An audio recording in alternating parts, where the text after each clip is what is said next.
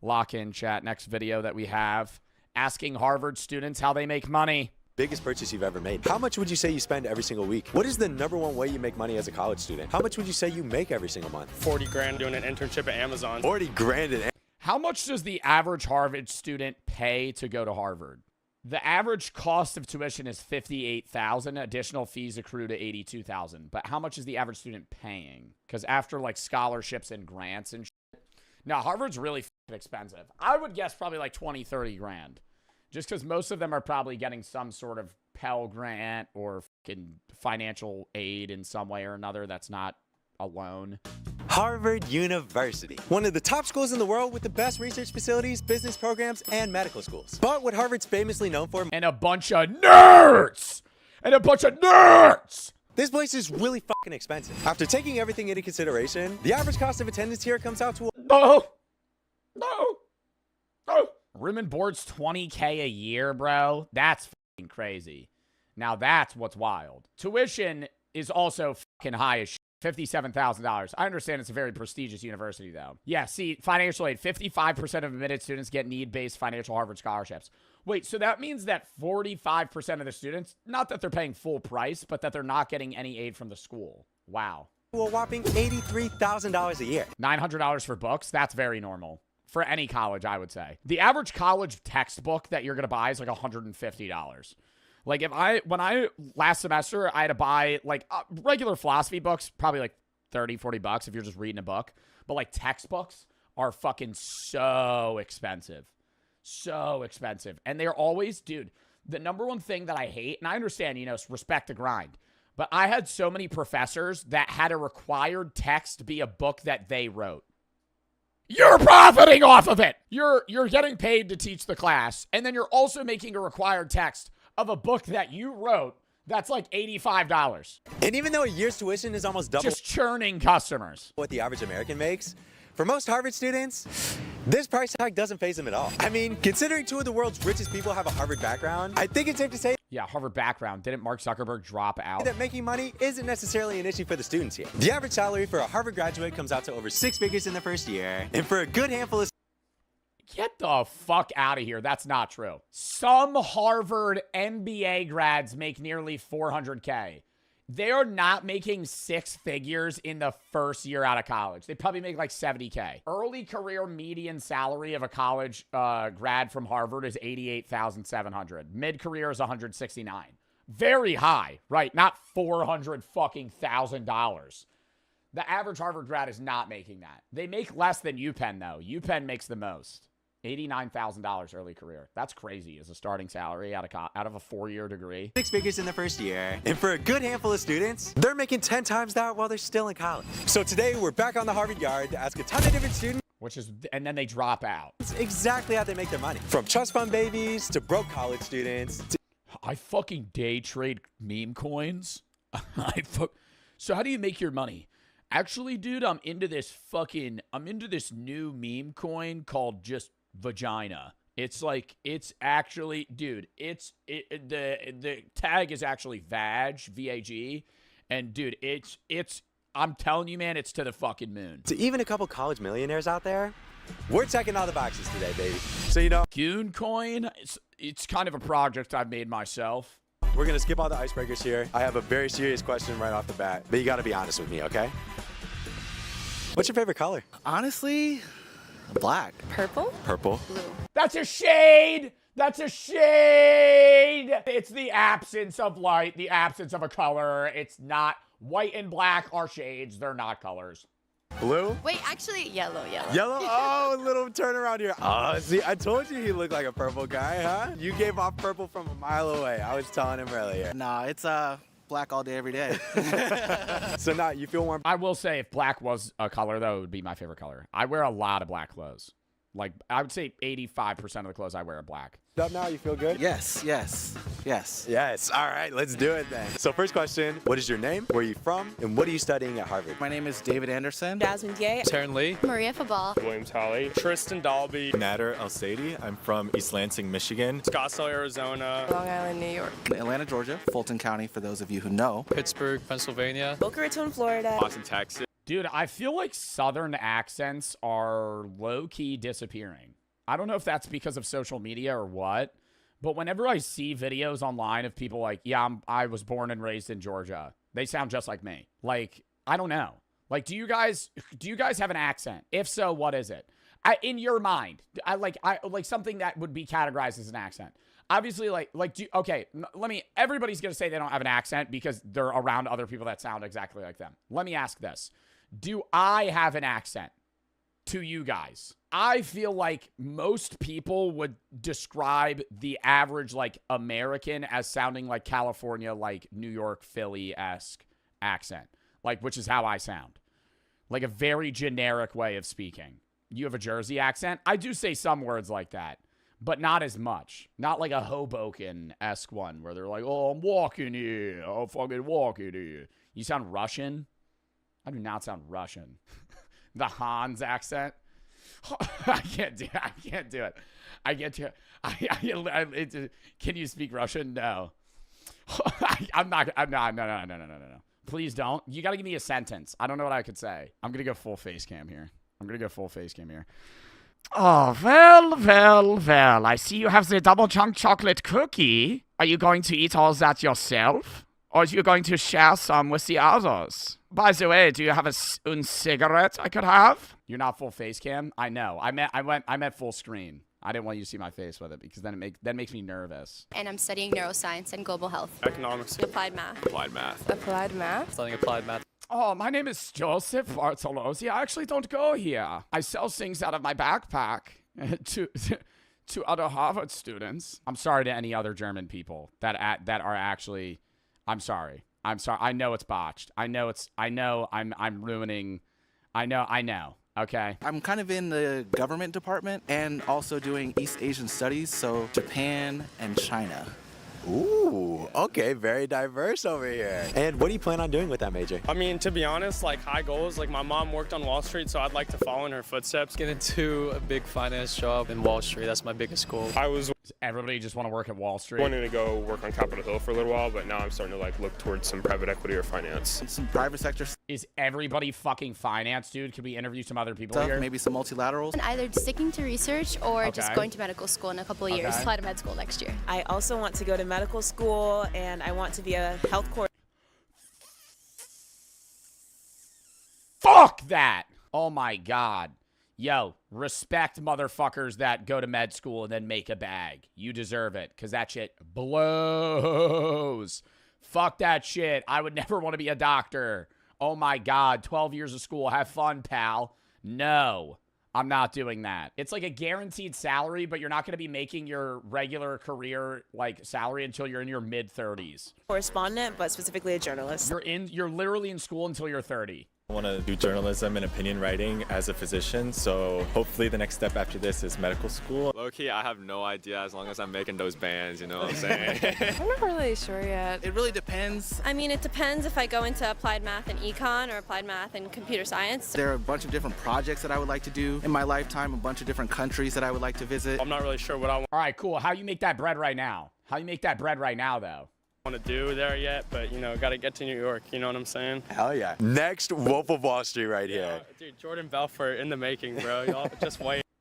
Ponzi scheme cooking up. Now getting into the more nitty gritty here. On average, if you had to give an estimate, how much would you... What was that drug they all did then during the Wolf of Wall Street era and it's not a thing anymore? No, not cocaine. Quaaludes. That's what they did. They all did Quaaludes then. It's not even a thing anymore. You can't even get Quaaludes. But that's what like all of those guys did. All the big wigs on like Wolf of Wall Street were just doing fucking Quaaludes all day. Did you say you spend every single week? Every single week? What is Wall Street? Basically the big stock trade center of the United States is the best way of describing it. I would say I spend $100 a week. $80. $80. $50, How the fuck do you spend $50 a week? How are you eating? $70. Around 50 to 75 bucks a week. maybe around like $40. How do you spend $40 a week? I don't understand that. No, I don't think anybody can live for $40 a week, regardless of not even talk. I think they're not including like tuition and all and books and all this other stuff. Just like weekly expenses, $40. Bro, but I don't think you could eat for $40 a week. $40. Unless you were just eating literally rice and beans. Like rice, beans, maybe a meat.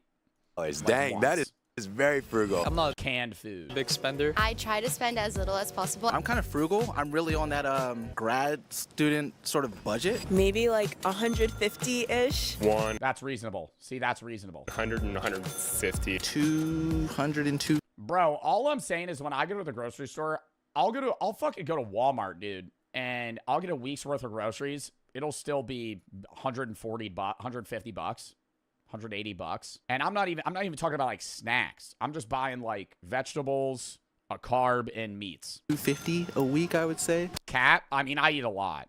Like if I go to the grocery store, the majority of the expenses of the food that I'm buying is vegetables and then like fish. Yeah, my grocery bill has gone up because I don't buy beef as much. 200 So I'm buying like tuna and shit that costs more. minimum, What are we talking, Max? like 300, 400. That's not bad at all, actually. It's very frugal out here. I love it. And what would you say you like spend the most on? Probably at this particular point, food.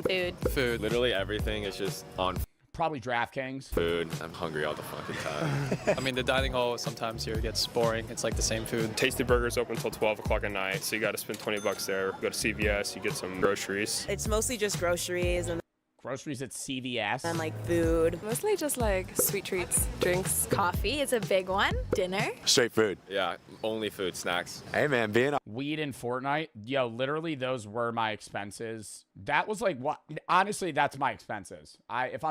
The things I spend the most money on, number one, just stuff for stream. But non-write-off stuff, food and weed. Which is bad, right? And I'm saying this during a Shatterproof charity stream. So, keep that in mind. Gambling. Yeah, I gamble a lot. But I don't know. I don't gamble as much as other streamers. Like, I'll gamble a lot, but I gamble like low money for the most part. Outside of like big sports betting stuff. This past month, for instance, I spent a lot on sort of like home goods, so bed sheets, laundry detergent, these sorts of things that you need to make your life keep going. You know, like going out with friends on the weekends. Saturday nights with a friend group is a big one. I like to go out on the weekend, so either like some trips with my Oh my god, yeah, bars are expensive, dude. Okay, now I'm adding on other shit that I'm now realizing I spend money on. Food, travel, weed, alcohol. Not even alcohol, like going out, right? Like food and drinks. Gas. I actually don't spend that much money on gas, right? Because I'm not driving like hours to places every day. How much emergency money do you think most people got if they really had to pay for something? The average person? You mean like the capacity to spend money on something that in case something arises? $5,000. Maybe, max. Like, a lot of people will try and give me, like, the out-of-touch streamer questions where they're like, how much, like, did you see the one clip of Lacey say, I was making 10K a day on ad revenue, now I make 2. If I wanted to make 2K a day, I'd be a mailman, or some shit like that. Like, I think it was a joke, but, like, at the same time, like, that's just, like, absurd. Like, 2K a day, I'd be a mailman. Like, okay, that's wild. But, like, people will give me, like, the out-of-touch questions. Like, bro, I'm not, like, a Hollywood actor or, like, XQC money. Like, I make good money. I fucking grocery shop myself. I meal prep myself. I don't have, like, a fucking nanny doing my laundry or some shit. Like, I understand how much the value of shit. People will be like, how much money do you think somebody has in reserve? Probably, like, $2,000, $5,000 most. Most people's savings accounts are probably around the low thousands, very low thousands, right? Because most people in the United States have an annual salary of what, $45,000 a year, maybe less. It says the average salary is 50, but if you actually look at it, the median salary of a working American is around $36,000 a year. Because you're taking the middle number. The average is skewed because of the amount of high net worth individuals in the United States. I would say mainly on just like outings and not really like food or drinks. Ooh, that is very unique. I love that. Everyone else has said food today, so I'm so happy you said that. And building off of that, how much would you say you make every single month? I make $0 a month. Oof. $0. $0 of income all time. I don't work right now. I don't have a job, or I swim like. I get it if they're doing a sport. Yeah, if he's doing a sport in Harvard and he has a hard major, I understand not having a job. But I knew a lot of people when I was in college that didn't have a job and they were like in my major. And I was like, dude, I didn't work like full time necessarily because I wasn't streaming that much, but like I was still streaming 20 fucking 2 hours a week in college and doing YouTube and TikTok and taking 16 credits a semester. Like, you can do it as long as you're not like a STEM major playing a sport. During the summer, yeah, but not right now. How much did you make during the summer? Well, I've got a couple of different income streams. At this particular point, probably about $1,200, $1,300. $1,000. $800 or $500, depending on how much I worked. I would say like $700 a week. 700 a week. Okay. 700 a week's pretty good. I thought they were saying a month still. Okay. I was kind of on that gig economy grind. I mean, it's not a lot, but like in my summers, I was making about 20K total comp. I did work before I came here. I had a business that I sold right before I came here and offloaded. So How much did you sell it for? the business evaluation, I think it was $25,000. Ooh. I mean, that's still pretty crazy, selling a fucking business before you go to college. Okay, okay. Is this Harvard? Yeah. I have not worked a single day in my life. Ever? Bro, that worries me. Because he's saying, like, I don't care what I'm going to do as long as I make money. Like, you at least need to get into the job field before you could say that. You know what I mean? Because, like, if you're like, I don't give a fuck what I do with my life, I just want to make money, you could say that all you want, and then you're in a high-paying job, but you hate your life because you're working fucking 8 hours a day, 5 days a week at a fucking job that you despise. Like, so I have friends that fucking work double shifts at UPS, and they're just like, I don't give a fuck. I just want money, right? And they'll sit there and work 4 days a week for 16 fucking hours and just drive around and do shit and package boxes and fucking deliver shit, and they'll make, $20, $30 an hour and be like, yeah, this is fucking great. But some people would fucking hate that. Hey, that's okay. That's okay. You still ended up at Harvard. That's more than me. So. And now the question that everyone's been waiting for here. What is the #1 way you make money as a college student? Right now, I am not making money, but I know a lot of people get part-time jobs around campus, and I know there's a lot of opportunities for that. Harvard does really, really well at like offering us jobs. There's like Harvard Student Agencies, which is just a big organization that really just employs students here. And funny story, I'm actually delivering mail for the Harvard here. In my undergrad, I Yeah, and you're not doing your fucking job! Get back to work! worked part-time. I was a patient care technician, so I worked in a hospital setting, and I worked like 20 hours a week. Right now, I'm like a TF for a class, and we work like 10 hours a week. I tutored, like private tutoring. I teach here. I just came for my teaching awards. I was teaching like bio, chem, anatomy, things like that. Wow, look at you. A Harvard teacher. Awesome. I wouldn't say all of that, but yeah. I mean, like, it depends on what you want. Like, if you're looking for like summer internships, I feel like the best way is definitely to like fill out your resume and stuff like that. You could work summer internships and get paid by the college, even if it's an unpaid internship. One of our boys says he's making like 40 grand next summer doing an internship at Amazon. So you can kind of like, if you got the stack resume, you can In one summer? definitely get a job here. 3 months? 40 grand at Amazon. Yeah. What? And I have a couple rapid fire questions for you here. You ready? Yeah. You sure? Yes. All right, let's get right into it. First question, what is the biggest purchase you've ever made? Jesus. Probably like stuff for my dorm room. My flute. My iPad I just got for the school. The PlayStation I bought with my own money. Probably my Mac. The biggest thing I've ever bought was my car. And then my PC. In that exact order. And then this camera lens. Your house? Well, I mean, yeah, but you don't outright buy that. A trip to Santorini. A flight to China. How much are we talking? Like, I would say like around $3,000, something like that. A flight to China's $3 grand? The equipment for the business. I forget how much the flight to Iceland was. I think it was $1,200 a ticket. That might also just be that was really expensive, yeah. Dude, the whole trip to Iceland was probably like $6 grand. Staying where I was with the travel and the stuff we did. I'm talking package deal.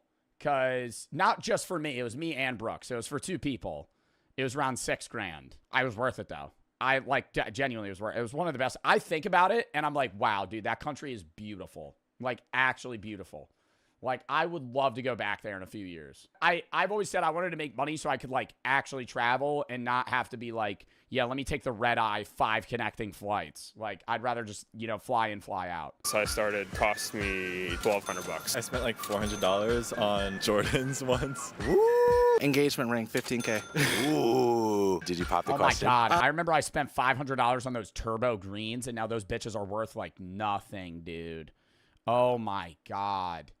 I looked that up the other day. I was like, damn, how much are these Jordans worth that I bought? I bought them for like $550. Now they're worth like $320. I'm like, well, these just fucking lost value. Yeah. Ooh, how'd it go? It was more like, what took you so long? I don't pay for my stuff. I don't know. I'm 19 for context, so my parents covered mostly everything. So you're 19 and a master? How many hours do you work a day? I would have to guess, right? Like I don't work a 9 to 5. I would say it depends on the given day. Today, less than an average day. I try to offload my days on the weekends, or Friday, Saturday specifically. Sunday, maybe a little less. My heaviest days are usually Wednesday, Thursday. Like or not Thursday, Tuesday, Wednesday. Like Wednesday this week, I woke up at 11 and I did shit nonstop till 2 a.m. But like there's eating in between and I go to the gym. But like realistically, I stream for about 4 to 5 hours a day. I probably do around 2 to 3 hours of work before stream and then an hour to 3 hours after.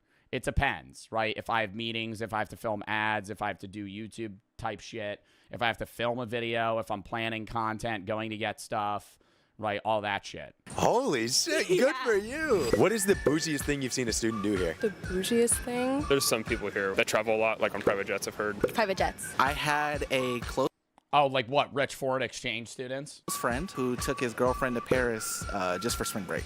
Wow, W Riz from that guy. Probably just the international students living their daily lives. It just gives rich and expensive. Their outfits are beautiful. There was this one kid I Cooking stream, chat. I thought about it. I was like, it would be hard. I would have to buy a whole like either portable setup or like a gaming laptop to do a cooking stream in a kitchen. Thoughts on doing what Sketch did and just buying a hot plate and a bunch of other shit and doing a cooking stream right here. And just plug all the shit in that I need. Like, because I could still just bring everything over and just fucking do a cook. Do we want to do that? Okay, we'll do that. All right, well, that's the idea. That's the idea that's there. All right, we'll do that. That's how you start a fire? Nuh-uh. You walk out of your dorm, you kind of expect to see people wearing like designer clothes and then like shit you don't see on the street. One of our teammates, bro, is styling. He was wearing like Gucci slips. I've seen a lot of. I hate designer brands like that. Like, I think it's cool for some of them. Like, I like Louis Vuitton and stuff. I don't have any Louis Vuitton, but I'd be like, yeah, I could see myself wearing something like that or having a bag. That's cool. But, like, Gucci is just, like, why are you buying... Like, when people buy, like, a Gucci belt, I'm like, dude, you're just spending, like, $500 on a fucking belt. Nobody's looking at your belt. Gucci belts. There's this thing before. Like, all the belts I own are, like, $10 from fucking Walmart. What is the cheapest thing you've ever done? The cheapest thing I've done? Oh, man. I've like walked really far for food that's like cheaper. Hop around like different places for free just because I have friends everywhere. Bruh, if he's staring at me like that, I'm not going to be able to answer the question. So, what's the bougiest thing you've seen here? I'd be like, I'd be like looking away as I speak. I'd be like, bro, when you're talking to somebody, do you look at them the whole time? Like, imagine I'm having a conversation with you. You say something to me. I'm going to look at you the whole time you talk. And then when I talk, you're going to look at me. I'll look at you. I'll look away, right? I'll look back. I don't just stare, right? I'm going to make some eye contact, but not the whole time. Pay and change at the fast food place. I'm part of like a group chat that just tells us where like free food is. And so if ever I'm hungry, I'll just check the group chat and just go. Oh, he is fucking... Yeah? Yeah. Dude, I love this guy, though. That's fucking funny. Even if I'm not part of the event, not supposed to be there, I'll just go get a couple plates and, you know, I like to just eat off free samples. I buy eggs, and that's like my main source of food right now. Eggs for breakfast, eggs for lunch, eggs. Eggs, man. Hey, lifesaver over here. And I have one final question. It's a little philosophical. Do you think that money equals happiness? Absolutely not. No. No, I think it always... Dude, the easiest answer to that is money removes a lot of the burdens that cause people to be unhappy. But money and happiness do not equally correlate to each other, right? A lot of people's sorrows and things that they're upset about have to do with lack of financial aid. But just because you have financial aid doesn't mean that all of the things that make you unhappy are going to be solved. So it removes a lot of stress, and it aids happiness, but it doesn't equate to happiness. Oh. No. I'm currently taking a class literally called Happiness, and we talk about how money doesn't involve bringing in happiness. So I completely disagree. At least material things can't like love you back. So it's the people that you surround yourself with that really make you happy. I think that money is not like necessary in order to guarantee happiness, but it does make a lot of things easier. I don't think that money equals happiness. happiness, but I do think that money helps a lot in achieving. Yeah, I don't know why that's like a big question, because I feel like most people just have the same exact fucking viewpoint on it. Happiness for a lot of people. Money does lead to the things that can cause happiness. A necessary means to the. And then you have a few people that are like, yeah, dude, it just buys cool shit. Yeah. Ah, see, I'm catching on here. Like, if you have money, yes, you can buy things that'll make you happy. You can even make other people happy. But that doesn't mean that if you don't have money, you're not happy. I mean, if you're unhappy, it won't like make you happy, but if you're a happy person, it can make you happier. Shit, some people say it doesn't, bro, but like, you'd be hard pressed to find someone living in like the Hamptons that's really upset. You know what I'm saying? I think Hard disagree. Hard disagree. Dude, rich people, a lot of the times, like hyper rich people, go down like massive fucking like spirals of internal issues and drug problems and shit because they have all the money that they need. And so everything that they've ever wanted and could achieve has been solved, right? That's why a lot of rich people work themselves into the grave, is because if they don't, they'll get fucking depressed. I'm not saying work equals happiness, but a lot of life is striving towards goals that require money. And you try to achieve certain things and experiences. But if you have money that can grant all of those things, there's no point in trying anymore. financial stability is really important to feel happy when your basic needs are secured. I think after a certain threshold, happiness is what you make it. I don't think that like you can really be happy if every single day you're worrying about where your next meal is going to come from. So I think a better question than does money equal happiness might be, how much money do you think you need in order to be happy? Oh, I like that, flipping the script on me here. You heard it here first, folks. Harvard approved, money does enough to solve all problems that could arise, and then also enable you to have some sort of financial freedom. I think, how much money do you need per year to where you don't necessarily need more? Like $150K. Basically gives you any sort of thing that you need. Wow. I mean, the deep philosophical advice is kind of expected here, but seeing just how frugal these kids are, that's some really impressive shit. And I mean, considering I gave away all my money last week, I need to take some notes. And that was a fucking W video. I'm not watching the end of that, but I enjoyed that a lot. When somebody says that money doesn't equal happiness, they never have been truly broke. Being able to pay your bills, buy food, go to a doctor, and pay for unseen stuff breaking is life-changing. Way happier now that I all have that sus. Yes, in a capitalistic society, money does equal happiness because in the absence of it, no, that's still wrong. Having no money means you're unhappy, but that doesn't mean that in the direct correlation that having money means you're happy. Like, I understand the point that they're making, and it is true. Having literally no money and not being able to pay your bills causes so much stress that you become unhappy, right? But to say that that means that, hey, if you have money, you're happy is also just wrong. You could have all the money in the world. Both of your parents could be a piece of shit. You have a drug problem. They both fucking hate you. Your family has terrible problems. You hate your job and you hate your fucking life. Just because you have money doesn't mean that that is going to solve that. The majority of the problems you're going to have in life are solved by money, but not all, which is why money does not equate to happiness. All right, I got to piss real quick. Count me down 30 seconds, Jack.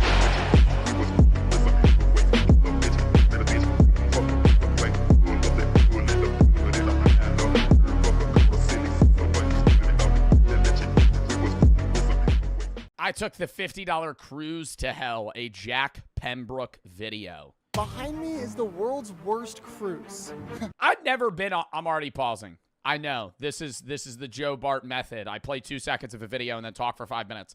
I've never been on a cruise, and I don't know. Like, I've always wanted to go, but I don't really think I would regret it if I never went on a cruise. Are they fun? Some of them seem enjoyable, but then I see videos of, like, the whole deck packed and people just dancing at like 1 p.m. and there's no relaxation possible because they fucking press this boat to the gills with people. There's too many people. And I'm not saying that I wouldn't want to party on a cruise, but part of a cruise is party, part of a cruise is relaxing and vacation. And if it's only just like people drinking like rum and fucking vodka and Hennessy in the pool at 1 p.m., like with a DJ blasting music when I'm hungover, pass. No. Well, what if I told you it's crashed, had dozens of fights on board, full-on animal outbreaks, Are those bats? extreme power outages, and it's even caught on fire? And you're gonna go take a cruise on this fucking boat? Multiple times. It's no wonder why this cruise has become widely known as the cruise from hell. I mean, you have to be an absolute. Oh, is Carnival Conquest the one that did the poop cruise where they like lost power and people were like shitting in buckets and stuff and they had to sleep outside? This is the poop cruise. Freak to buy a $50 ticket. It's only $50. Wait. I know that was in the title. I thought it was clickbait. It's only $50 for what, like a week? How long's this cruise? $50 to take a poop cruise? Has to be more than that? Surely, bro. I mean, unless he's getting like bottom of the deck. Even then, a cruise, is it all inclusive? Are all cruises all inclusive? I feel like they all should be. Because that's stupid as shit. You have to pull up to a cruise and you're like eating a meal and they're like, that'll be $125. Bitch.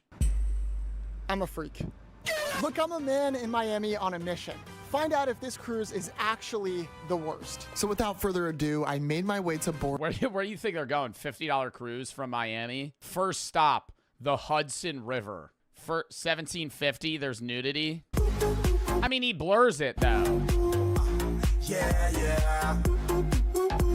Oh, it's some woman throwing ass. All right, back to it. I'll skip that bit. Everyone was giving their bags to this guy, so I did myself. Appreciate it. Anything for the service? What's up? What happened? Would you like to give us anything for the service? No. Yo, if a motherfucker asks for yo, I have gone on rants about how you're supposed to tip. But if a motherfucker's gonna ask me for a tip for clipping a fucking paper string on my bag, you can fucking take it elsewhere, buddy. What?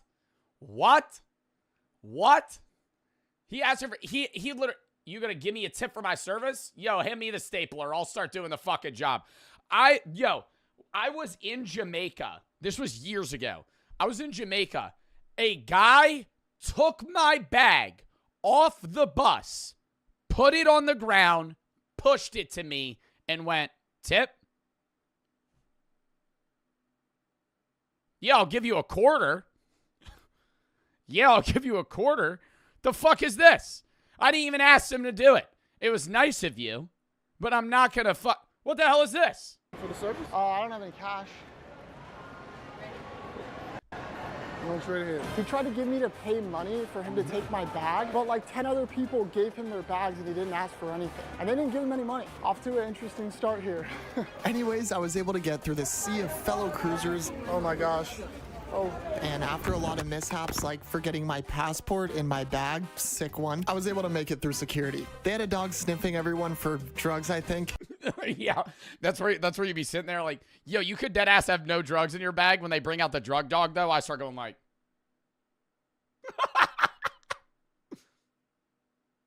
I'm just sitting there dead silent. Fuck, dude.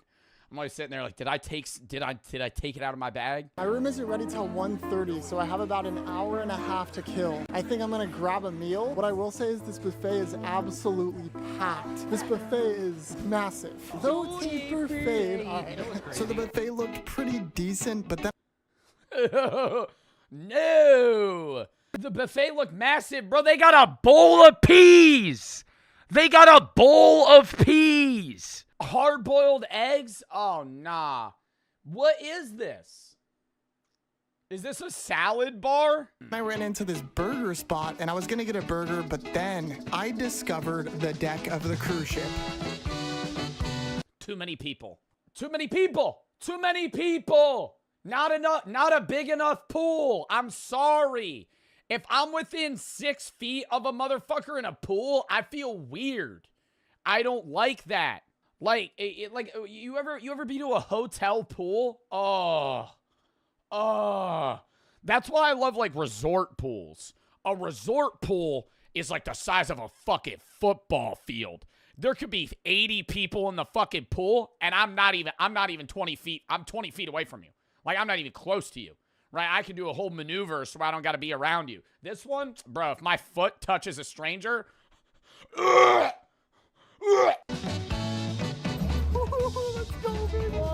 Joe got social anxiety? Bro, yeah, but that's not even social anxiety. That's just like, look at this. There's a slide. There's a slide in here. I like this. This is just one part of the ship, so Yeah, second I see a loose Band-Aid in the hot tub, I'm calling it quits. No, that's even worse. Oh, now you got me on another fucking rant. I'm never sharing a hot tub with a fucking stranger. No. No. I just won't get in. Why? Bro, because then you're right now. You're literally sharing a hot tub with a stranger. You're sitting directly next to them. Half naked in hot water. Bro, they might be peeing. I don't know. I can't imagine what else they have in store. I was just trying to take all of this in, but I'm not gonna lie, I was also pretty hungry. So I hit up Guy's Burgers, which is included with the cruise, and I copped a burger. That's all they had there. I'm currently looking over the beauty. All right, I'm not gonna lie, that burger does look good. And those fries look crispy. Not gonna cap. Not gonna cap. They're still docked? The fuck? How long do they say docked for? I thought they leave the second everybody gets on. Look, I came on this ship prepared. I figured if I'm gonna rate this cruise, I wanna do it intentionally. So I'm gonna be rating this cruise on 4 simple things that according to the people on the internet are absolutely horrible on this cruise. Number 1, the food. Compared to other ships, Carnival is said to have some of the worst cruise food ever. Some of the reviews I found online are pretty concerning. Number 2. Ooh! No lie, though, it kind of looks caramelized. Is it burnt? Yes. But do you see the glistening off of it? I don't know. It might not taste that bad. Concerning. Number 2, the rooms. People have a lot of complaints about the rooms. Let me tell you, from sewage smells to bed bugs to... Wait. The whole time our room smelled like marijuana. And? And? Dude, I'm telling you right now, that wouldn't even be a complaint for me. If I walked into a fucking hotel room and it just reeked of weed, I literally, that wouldn't even be a complaint. I would literally go, start scouring the fucking, I'd start opening the drawers. Where is it? Where is it? Do you have an apple? Smells to bed bugs to mold to literal birds. Man, that was my room. All right, now that would be a problem. I'm a little bit nervous to investigate that later, so hopefully I got a good room. Number 3, activities. Now this is where Carnival really shines in uniqueness because they have an onboard nightclub that's said to get pretty rowdy. Hopefully I can... Yo, throwing money on a girl in a nightclub on the dance floor. Oh, God. See, when he said nightclub, I was like, oh, that's not bad.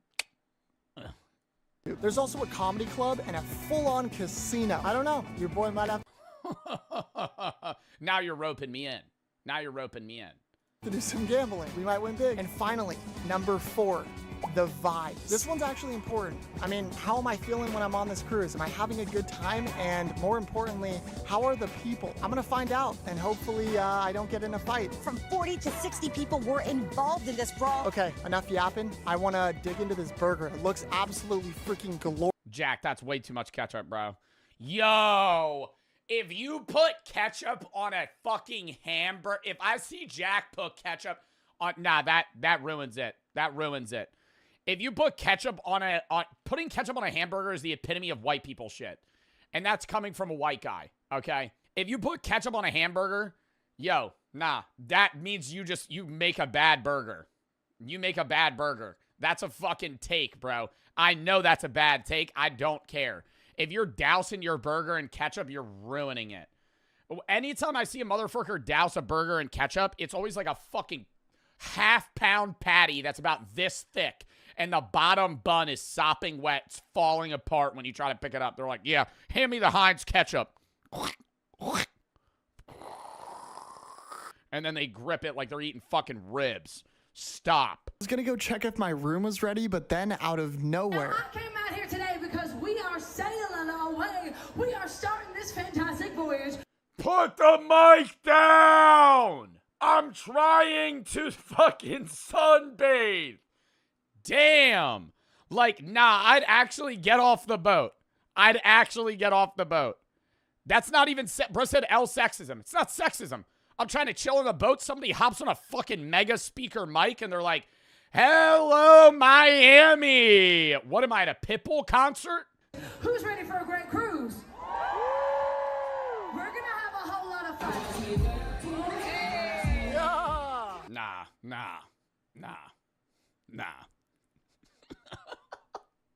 No. Watch me whip, watch me nay. 20 in the big 25? Oh. See? Now y'all switch. Y'all were, oh, well, Joe, you're judging too quick. And then she starts playing that shit. You know how I knew it was going to be terrible? Because she has a fucking Vegemite. She has a Vegemite shirt. Is that Vegemite? Is that a Vegemite shirt? This entire ship basically just turned into one gigantic party. I personally have no complaints. This is where I go, mosh pit! Boom! I slam the 80-year-old woman in front of me. Boom! Into the pool. The Carnival Cruise erupts, dude. It's just it's mayhem. I was having a good time. This was honestly hilarious to me. Literally everyone was starting the conga line before the cruise even takes off. Getting in on this dance party. Even the cat in the hat, dude. And right when things couldn't get any litter, the ship took off. We're taking off.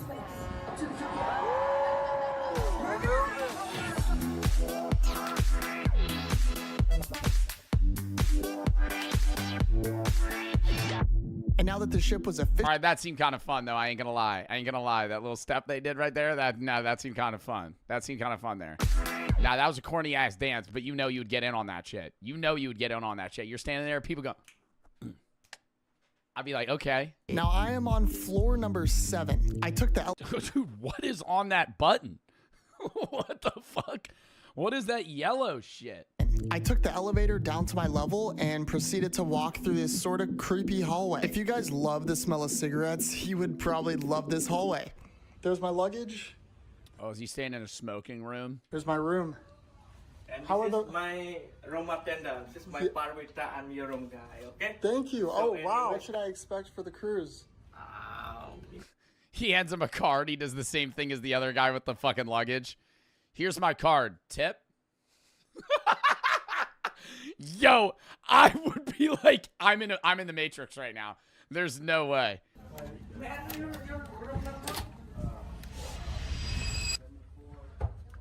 Oh my god. No window. Gosh, it's dark. Okay.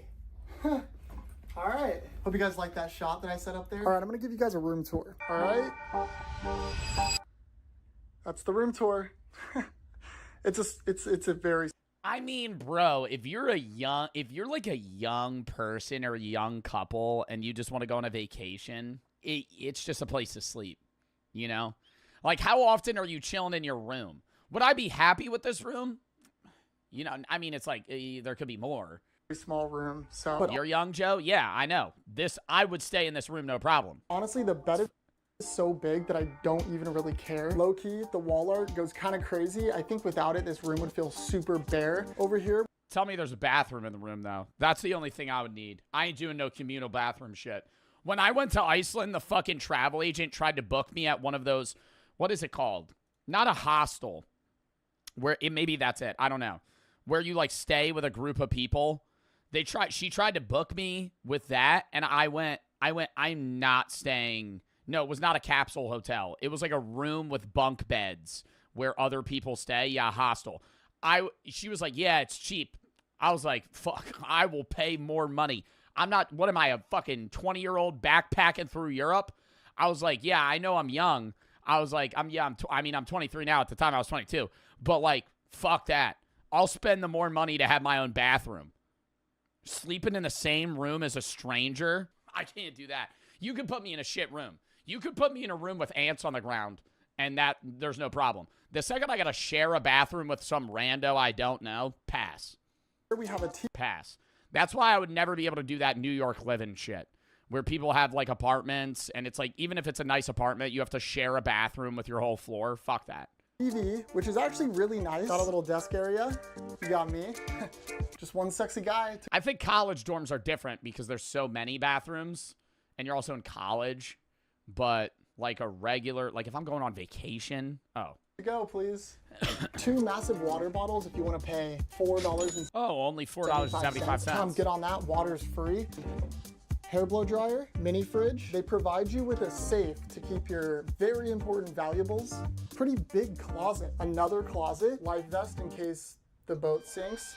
Don't like that so much. Okay, now for the bathroom. So I've heard a lot of rumors about the bathrooms here. One of the major ones is that they smell like sewer. All right, let's check it out. Ooh, okay. Smells really good, actually. They must have fixed the sewer problem and like started putting Febreze in here or something. When I'm done with it though, it's kind of a big bathroom when you consider the size of the bedroom. All right, here's the toilet. Hopefully nothing's in there. Oh my God. I'm way too old to be making jokes like that. All right, you got yourself a nice spacious, okay. A nice spacious. Nah, I don't fuck with the shower. It's not, there being just a curtain and then a mini lip, like you know this whole area is just gonna get wet. For the reputation these rooms have online, honestly, it wasn't as bad as I thought it would be. For around $50 a night, Chat, this is the perfect place to pull. Yo, does anybody know the fucking dead possum idea that I had a few months back? The Carnival Cruise is the perfect place to execute this. Okay, you go into a nightclub with a dead possum. Hear me out. You don't kill the possum. I'm talking like roadkill. Okay, it's already dead. You pick it up. Put it under the shirt. You're dancing in the club, right? That guy's throwing money. There's a woman throwing ass. Throw the dead possum into the air. It splats on the dance floor. Chaos. Immediately, right? What, is that a dead fucking pot? Bro, people would be fucking befuddled at that. You're in the middle of the ocean and there's just a dead possum in the middle of the dance floor. What about 5 dead squirrels? Dude, same thing, right? It could be any sort of roadkill. Hell, you could bring like a fucking deer head. Depending on when you go, it's on the beat drop. On the beat drop, somebody's recording. It's like the DJ, he's going. And you just go, everybody's jumping. You just go, oh, what? Fucking chuck it into the air. A pretty good deal. It's kind of crazy because we've only scratched the surface. There's so many other amenities and crazy things on this ship that we haven't seen yet. We're actually currently sailing to our end destination, which is a beautiful place named Cozumel, Mexico. I've actually always dreamed of going on a tropical cruise since I was like a little kid. I've always had this weirdly specific vision of me on a tropical beach eating tacos. I think I just like tacos and tropical beaches. I think about it a lot, actually. Okay, all right, I'm gonna go get some food.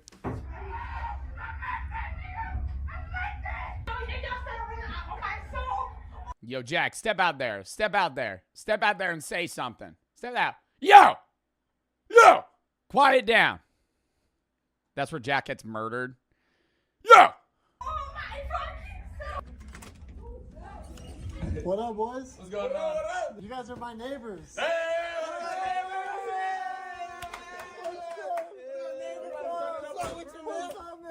Do they have the same size room as him? Yeah. 'Cause that's 4 people. Nah. We're trying to find the bud. This is Christopher. This is. They're trying to find the weed. See, this is where they needed the room that smells like weed. James, Christian, and my name is Adam. We're all white. Nice to meet you guys. Oh my gosh, dude. That's a rowdy group, bro. After meeting my This is where Joe comes in. Yeah, this is where I go, yeah, give me a minute. And then I go pull, and then you pull Steve-O, and you pull a condom full of 3 ounces of weed. Or not 3 ounces, 3 grams of weed, an eighth of weed. It was now nighttime on the ship, and let me just say, looking out into the black abyss is pretty scary. But the vibe looking at the ocean at night is terrifying. Oh, where it's pitch black. And let me just say, looking out into the black dude, in the middle of nowhere. Abyss is pretty scary. But the vibes on the ship were pretty dang high. On the way to the restaurant, I ran into a karaoke bar. Or the video. You ever see the videos of those stupid fucking kids that convince their friend to jump off the cruise? And there's people that fall off cruises all the time, but he jumps off. And the second, because they don't realize how fast they're going. And like they're going like this, and he jumps off. and they throw him like a life raft or whatever. He fucking misses it. But the cruise just starts going, and he's just gone. And then he ended up dying. Or they couldn't find him, so he was presumed dead. He definitely died. But imagine being that guy. Like, your friends convince you to jump off the boat. You jump off, and then, like, 10 seconds later, the cruise is fucking 200 yards away from you. And you're in the middle of the ocean at night in ice-cold water. And you're going to drown. Like, it's definitive. Like, you're drowning. And they're not going to find you. And then those friends. Like, imagine being those friends, and now you're on the rest of the cruise, just like, fuck, we killed our friend. Like, the cruise is going to keep going.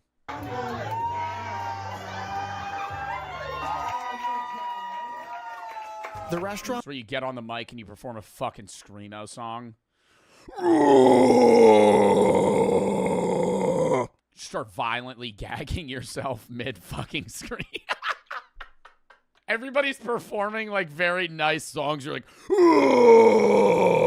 just fucking vomit on the floor. I ordered a Caesar salad, which was okay. And then this photographer kept walking around with a dude in a pirate costume and tried to take photos with people. Not everybody was into it. And I think they were just trying to sell overpriced pictures. I also ordered a pizza, which... Ooh.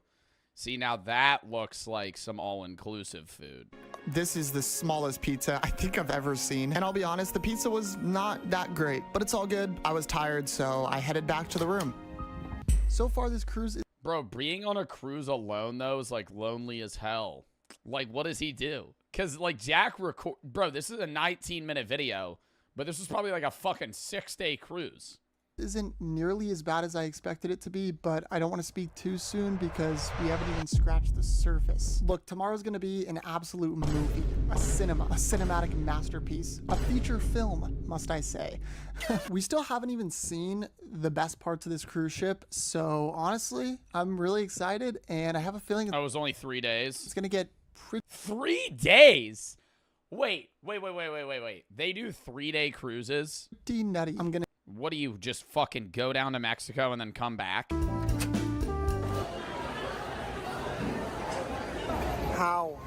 How is that possible? Now, I want to hop in this pool because I've heard 50,000 people on this cruise. This is the coldest pool in the entire world. But first, might have to hop on the slide.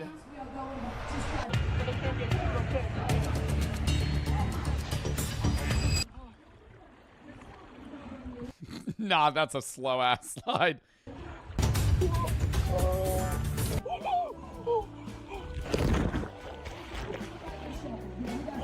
That was fast. I'm not gonna lie, that was the most fun I've had so far. Yes. So I went ahead and hopped in this notoriously freezing... See, bro, like, there's just some, like, woman sitting there. Cold pool, and to my surprise, it was pretty... Too many people. I shamelessly spent the next few hours throwing back cheeseburgers, and in the process, I even found a mini golf course. And so I went ahead and made this absolutely insane shot. I was playing mini golf. I met some homies. What's your guys' name? Hayden. Landon. So how are you guys enjoying the cruise? Cool as hell. What do you think to people who come on this cruise and they say it's the worst? Because I've seen a lot of speculation. Yeah, that's the fucking life right there. Barefoot, holding a fucking mini golf club, rocking the fucking glasses. And they say it's the worst because I've seen a lot of speculation. Well, I feel like the whole point is just trying to take the best experiences from life, you know, like living it the best you can. So if you're not trying to be down for the journey, the experience, Bro just said bro giving out a motivational fucking speech right now. It's a $50 cruise. That's why shit happens all the time. I mean, that's the whole point of the cruise, is a journey, so. That was inspirational, bro. Are you guys gonna pull up to the club? Yes. Hell yeah. Let's get crazy.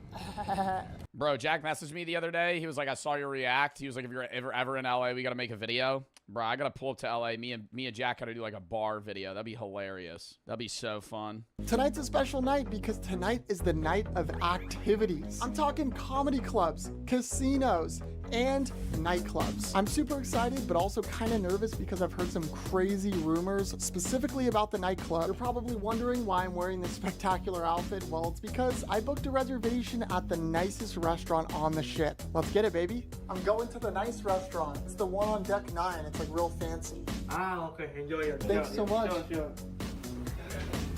Hello. Bro just ruined that guy's day.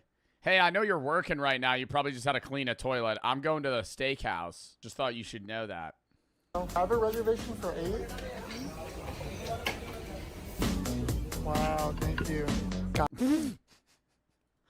Nah, that looks terrible. 1 carrot. I mean, the steak looks pretty good. That broccoli looks shit. Wow, thank you. Guys, this looks amazing. I feel like I'm talking super loud. This restaurant is really fancy. I'm gonna give it a shot. I'm super excited. I got it cooked medium rare, which I believe is the only way to cook a steak. Find me in the comments. Okay. You get medium rare at a high-end restaurant. You get medium at a medium or low-end restaurant. That's the move. You never get medium well. You never get well. You never get rare. That's so good. I feel like I don't even belong in this restaurant, to be honest. But thanks to you guys supporting the videos, somehow it's possible. We put a lot of work into these videos, and to see it pay off in ways like this is like one of the coolest things ever. I guess if you have like a dream job or something you want to do, you can do it, because somehow I got here. So it's not as impossible as you may think. I'm gonna devour this steak now.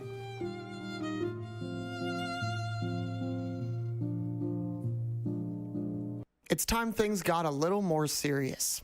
It's party time. Our first stop, the casino. I'm here on a mission. I got $100 and a dream. That's gone in 10 seconds, buddy. That's gone in 10 seconds. If you're in Atlantic City, that's 2 hands. That's 2 hands of blackjack in Atlantic City. Don't lose it all. That's the whole dream. This is my first time gambling, so hopefully I don't lose it all. I'm thinking about putting it. Buddy, you might as well burn it. You might as well burn it in your hand. If it depends what day of the week you go. If you go on a Friday, Saturday, Sunday at the top 3 casinos in Atlantic City, all of the tables have a $50 minimum. Excuse me? I have $100. I'm gonna put it on red or black. Which one should I do? It's up to you. I need you to pick. My favorite color is black. So. Black? Hopefully I don't lose it all. Thanks, man. Excuse me? He goes back to him. You motherfucker! Excuse me? Could I put $100 on black? Oh, God. This is how I know Jack hasn't gambled anymore. Hasn't gambled before. Jack, you got to pull up. Dead silent. Stone cold. Don't even talk to the dealer. Throw the $100 on the table with your ID. Slide it to them. Wolf of Wall Street stance. Bro, it's not tough. Yeah, no, you don't do that. That would be rude. And if it hits black, I win? Or? If it hits black, I win. Are we be fucking for real right now, Jack?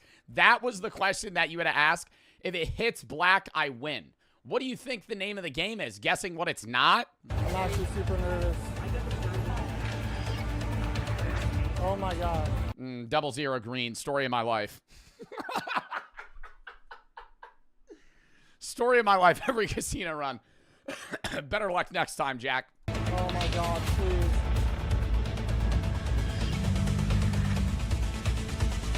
Oh my God, it almost hit. Oh! Oh! Oh! I swear to God, I did not see this video. I swear to God, I did not see this video, bro. That's what happens every time. That's what happens every time. 0 green. Bro, they got magnets on that bitch. They got magnets on that bitch. Nah, I swear I did not pre-watch this. I scanned the video. I did not see him spin the roulette wheel. No, there's no fucking way that hit 0 green. I swear to God, there's no way. Is that the worst? You lost yours, yeah. I lost all my money. Okay. This is what while she's trying to swipe them into the slot, this is where you steal the chips. All right, thanks. Guess what happened? I lost. It's okay. It's okay. Thank you, bro. Have a good night. To hopefully cheer me up from that loss there, I decided to check out the comedy club. Now, I saw a lot of rumors saying that this comedian sucks and he just cusses up a storm with no punchline whatsoever. So I wanted to see if that was actually true. Nothing is off limits. Matter of fact, let me make sure. Because if you do go to guest services, you. If you do write letters and send emails, you. If you are a bitch, then you should have left already. Can I say anything up here? Oh, I can say anything. Y'all are cool. Freedom of speech is still alive and well. Do y'all feel like that? But women get it best. I suck on your daddy's. Like, man, the Ross right out of Chicago. What the you keep with me? I'm 10 toes about this. I'm not gonna say the reviews were 100% false, but to be fair, I personally thought it was funny. I got no complaints. and now that I've evaluated most of this cruise ship, there's still one last thing on my list. All right, guys, it's that time of the night. I'm gonna hop in the nightclub. Random girl starts twerking on me, trying to move away. Yo, Jack. Bro said I got a girlfriend. Oh, hell no. Yo, Jack. Jack trying to get in there. Nah, I need to move past this. That's like 10 grand. That's all hundreds. That is all hundreds.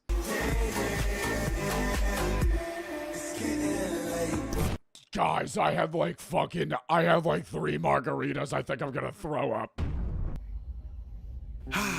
Well, that was a blast. Yo, Jack really got twerked on at the Carnival cruise. We had arrived in Cozumel, Mexico, the end of the road. Before I got on the ship, I really didn't even want to. Wait, the cruise doesn't take you back? Do you fly back? Oh, it does usually?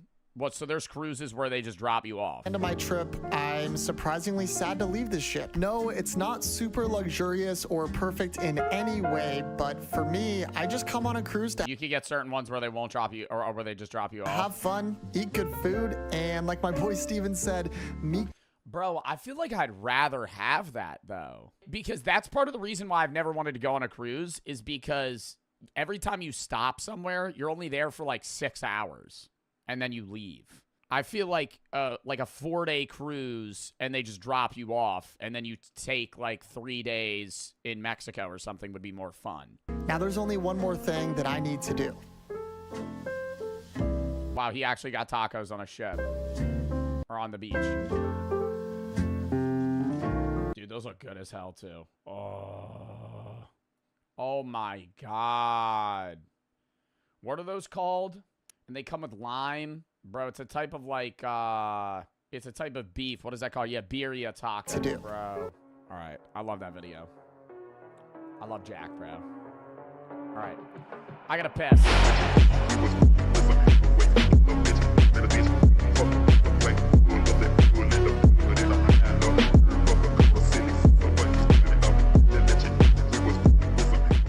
The biggest nuke of all time. Lock in. This is Little Boy, the atomic bomb that devastated Hiroshima.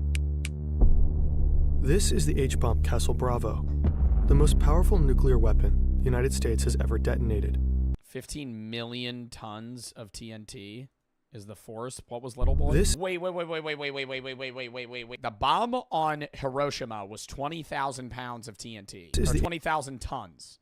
But we've blown up one that's 15 million tons? H-bomb Castle Bravo, the most powerful nuclear weapon the United States has ever detonated. And this is RDS-220, also known as Tsar Bomba, the emperor of all bombs. It was built in the Soviet Union. Oh my God. And here it was called Big Ivan. Russia. How do they lift that? That's its explosive power. It's not how much it weighs. To put it in perspective, that would be the equivalent of the amount of, explosive power. I'm literally repeating it. It's the amount of explosive power it has. The bomb does not weigh that much. The bomb weighs a lot. It doesn't weigh 15 million tons. But recently declassified secret footage of its 1961 detonation.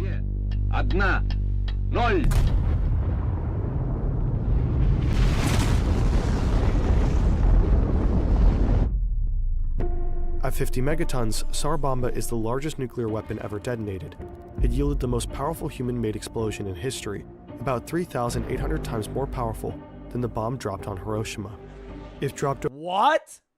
Oh my God, and they have we have so many of those, and so do other countries. It was 3,800 times of Hiroshima, and Hiroshima killed like 500,000 people? If dropped over a major city, the consequences would be unimaginable.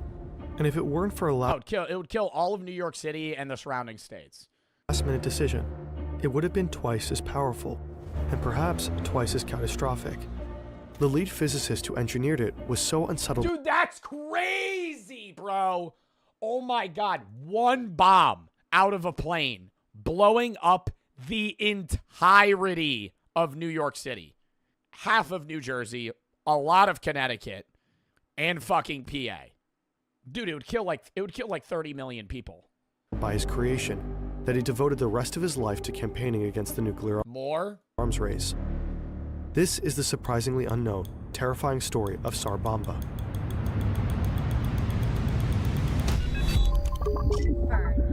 Dude, to even make a nuke that big. Ugh. I'm not trying to stress y'all out. Aren't there nuclear warheads that are missing? Like a lot of them. And we don't know where they are. It's the end of the 50s. The Soviets and the Americans are neck said I have one. and neck in the Burr just has it in his living room. nuclear arms race. But the Americans are winning, and Nikita Khrushchev, leader of the Soviet Union, knows it. Tensions between the two superpowers have cooled down a bit in recent years. Khrushchev and US President Eisenhower have recently met, and both expressed a desire for more harmony. In 1958, they both agreed to a voluntary test ban moratorium on nuclear weapons. Worldwide, many are hopeful. My biggest fear is nuclear war. Nuclear war, dude, it wouldn't even be a war. If a nuclear bomb got dropped, it would just be a series of major cities all dying until eventually one country or multiple countries caved and just went, okay, sorry, and just gave up. I honestly think that the entire world would end at that point. I don't think every human would die, but modern society as we know it would cease to exist. Because you got to think, say you're not in say the United States gets into nuclear war. Whatever country we're involved in and us all get wiped out. Not everybody dies. The people in Wyoming and random fucking states live. But you're going to be living off the land and trying to fend for survival. And, you know, there would be a massive cloud over the sun and they would probably die. But even if you're in, say, Switzerland and you end up not getting blown up by a bomb and you're a neutral country, a lot of the things that you societally have access for are imported. And now you don't have them anymore. That a peaceful coexistence is on the horizon. In May of 1960, the Soviet Union and the United States are scheduled to meet in Paris for a summit. One of the main points on the agenda is disarmament. They hope to formalize a test ban treaty of nuclear weapons. Both leaders, and the world at large, are well aware of how existentially dangerous nuclear warfare is. But just a few days before the summit, it all goes south. Tensions bubble to a rolling boil when an American spy plane is shot down from deep within Soviet territory. The Americans claim that it was just a weather plane that's been blown off course, but the Soviets are able to present evidence that the plane was indeed used for espionage. The captured pilot they got a guy. admits he works for the CIA. The Americans' lie turns. Don't they give? I thought they give those guys like needles to fucking prick themselves and die if they're in that. If you work in like very secretive areas of the government, if you ever get captured, you're supposed to kill yourself. Into a PR disaster for the Eisenhower administration. Khrushchev opens the Paris summit with an enraged rebuke of the United States. He demands an apology from Eisenhower. The US president refuses, and Khrushchev storms out. No treaty is signed. Khrushchev thinks he needs to show the world how tough and formidable the Soviet Union is. He's famously prickly, impulsive, and aggressive. A few years ago, he told Western powers, "History is on our side. We will bury you." Now is the time to put his money where his mouth is. Because of the temporary ban on testing, innovation efforts on both sides of the arms race have slowed. They're both focused on steadily growing their supply, building more bombs instead of developing new tech. Not all breakthroughs have to be destructive. Sometimes technology is being developed. Oh, really? Oh, really? In 1961, the Americans inaugurate John F. Kennedy as their new president. Khrushchev has no respect for him. He sees him as young, inexperienced, and weak. This might be the perfect moment Bro looks like grown-up Caillou. to show the world what the Soviet Union is capable of. So he summons scientists from Artemis 16, the Soviet Los Alamos, to the Kremlin. He tells them it's time to break the test ban moratorium and start testing nukes again. One of these scientists is Andrei Sakharov. And a lot of people will say, I understand like the rebuttal to get rid of nukes is you need mutually assured destruction. And I think that's true to a degree in the sense that you're never going to be able to convince all powers capable of making nuclear weapons to get rid of and not use nuclear weapons. Because then if any of them ever decide to fold on that agreement and make one, then all of the other powers are at an immediate disadvantage and will now lose to that power that cheated. So the response would just be, hey, let's all have really scary bombs. So even if you would beat me, I would still just kill you. That's also why you have those submarines. The real reason we don't fucking nuke the shit out of each other is we have submarines in the middle of the ocean. All countries, not all countries, but all big countries that have bombs have submarines in the middle of the ocean that run on nuclear power that surface once every fucking however many years. And they just sit there waiting for a fucking disaster to happen. So even if you blew up all of the continental U.S., those 6 people, 30, 40 people that are in subs in the middle of the ocean would fucking nuke the shit out of whatever country nuked us. And then it would just be like, okay, well, now everybody's dead. Star physicist for the Soviet effort, he led the creation of a staged thermonuclear weapon, independently of any intelligence gathered from the Americans. He's called the father of the Soviet hydrogen bomb, but Sakharov has become uneasy with his role in the arms race. He's found that even testing the weapons is catastrophically lethal, even if no human is within the blast radius. He has calculated that for every megaton of nuclear weapons detonated, there would be over 6,600 premature deaths worldwide due to the cancers and genetic abnormalities produced by the radioactivity. Even if these deaths occur... Yeah, so even if it's not immediate death, it would be... The bomb detonating would still kill way more people than the initial blast. Very gradually, over thousands of years, his conscience still... Thousands of years? Can't take it. So because their kids would still have genetic mutations passed down to them that would result in a premature death. Tells Khrushchev that it's unnecessary to test anymore.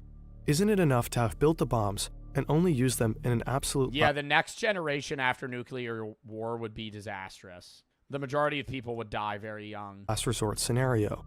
They already know their tech is good. Khrushchev is furious. Sakharov, don't try to tell us what to do or how to behave. We understand politics. I'd be a jellyfish and not chairman of the Council of Ministers if I listened to people like Sakharov.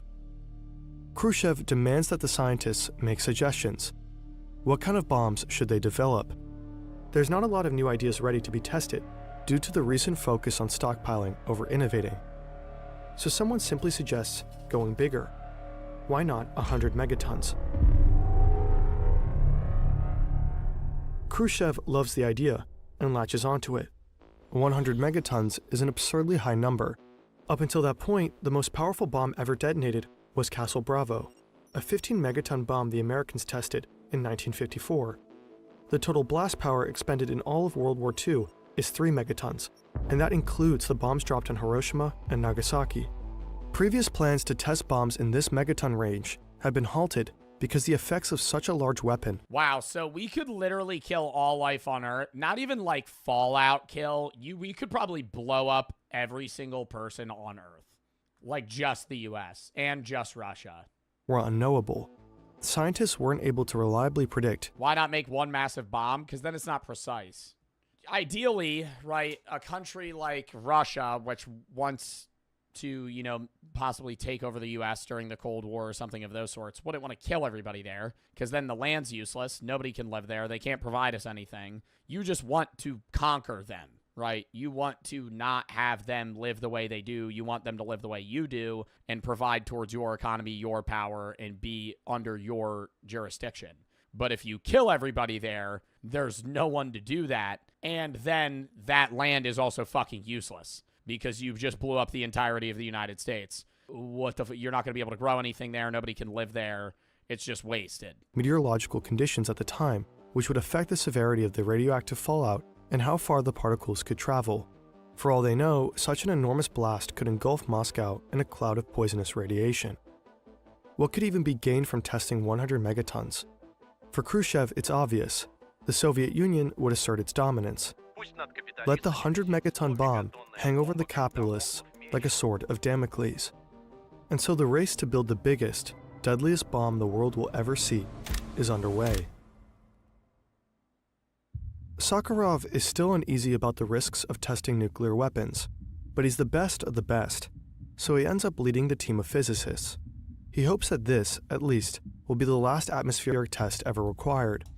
Maybe from this one absurdly big blast, the Soviet Union would learn what they need to know and move on. That, unfortunately, would not be the case. The project's timeline is grueling. Khrushchev insists that from initial conception to detonation, the scientists get exactly 16 weeks. So Sakharov's team is building while still designing.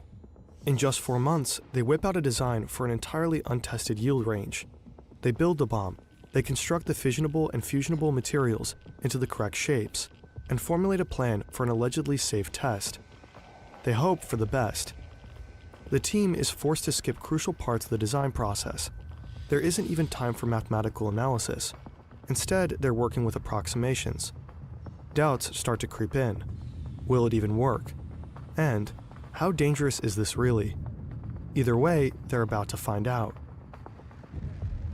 In October 1961, Khrushchev formally announces to the world that the Soviets are retreating from the test ban agreement. He cites US aggression as the reason. He hints his scientists are developing bombs in the megaton range. Now that the world knows what Sakharov's team What the fuck? knows what Sakharov's team is up to, the pressure is on for the physicists to deliver a viable weapon. Otherwise, the whole point, propaganda value, would be lost. The world reacts with fear, outrage, and protest. In response, the Americans abandon the test ban moratorium as well, and start vigorously testing nukes again, themselves. The Kennedy administration denounces the Tsar Bomba as pointless terrorism, nothing but a propaganda weapon. But recently declassified documents indicate that Kennedy's administration considered emulating it, all while denouncing it publicly. The UN appealed to the Soviets to cancel the plan, but Khrushchev pushes forward. At the end of October, Tsar Bomba is ready. It is in and of itself enormous. A weapon with 100 megaton explosive power needs a lot of uranium and fission fuel, so Big Ivan is roughly the size of a school bus, 8 meters long and weighs 25 tons. How do you fucking carry that in a plane, though? What plane is big enough to fucking carry a 25-ton bomb and drop it accurately? The bomb is so bulky That's 50,000 pounds. that it needs its own specially modified plane to deliver the Wow. payload. It doesn't really make sense to make bombs this big. It's just not strategic. If actually used in battle, Tsar Bomba would be easy to spot lumbering through the sky. Oh, yeah, they'd fucking shoot that bitch down. That big-ass plane just hovering towards you. Oh, I wonder what's in that fat-ass plane right there. And could be quickly shot down. And it's too bulky to deliver via missile. In the decades since Tsar Bomba, the nuclear weapon states have focused on developing smaller warheads. These are far easier to deploy. The largest nuclear weapon in the US arsenal today is about 40 times less powerful than Tsar Bomba. Even in 1961, it was generally understood that bigger isn't necessarily better. That's because explosive power doesn't correspond one-to-one with blast damage. Well, yeah, and you could just have fucking 10 planes drop bombs that are 1/10 the size of Tsar Bomba. Explosions scale at the cubic root, not linearly. So while a 100 megaton bomb indeed releases 10 times more energy than a 10 megaton bomb, it will only damage about twice as much area.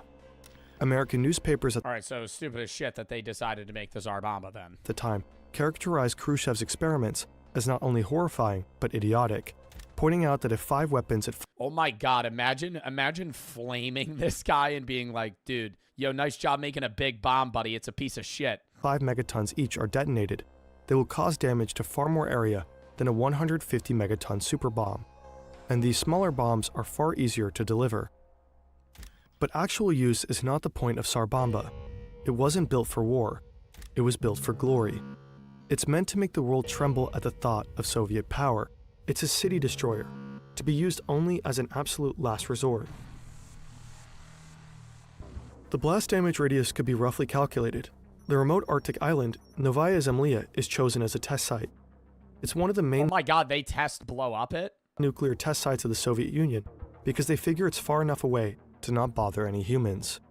But radioactive fallout is more difficult to predict.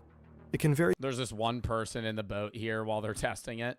Yeah, there's nobody in sight. There's nobody near us.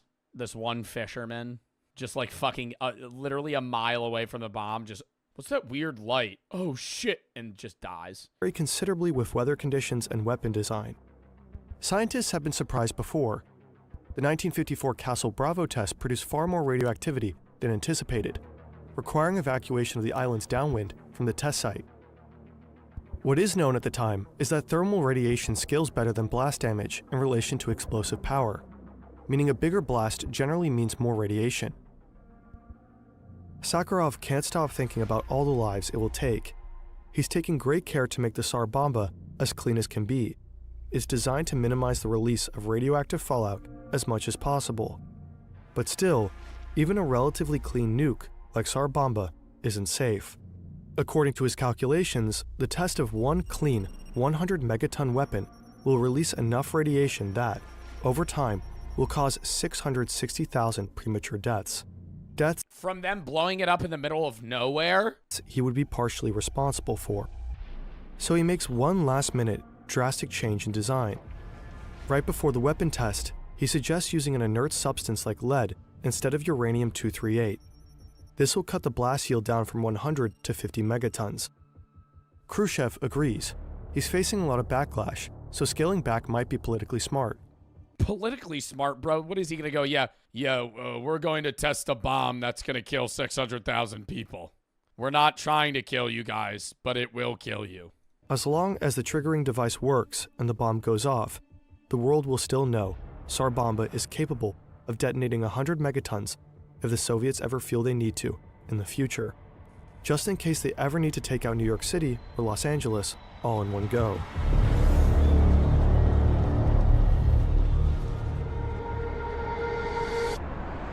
Bro, people wouldn't even be running. This is just an inaccurate animation, bro. Honestly, if you run, that's just some stupid shit. If I see a motherfucker, honestly, yeah, it's probably your gut reaction to run.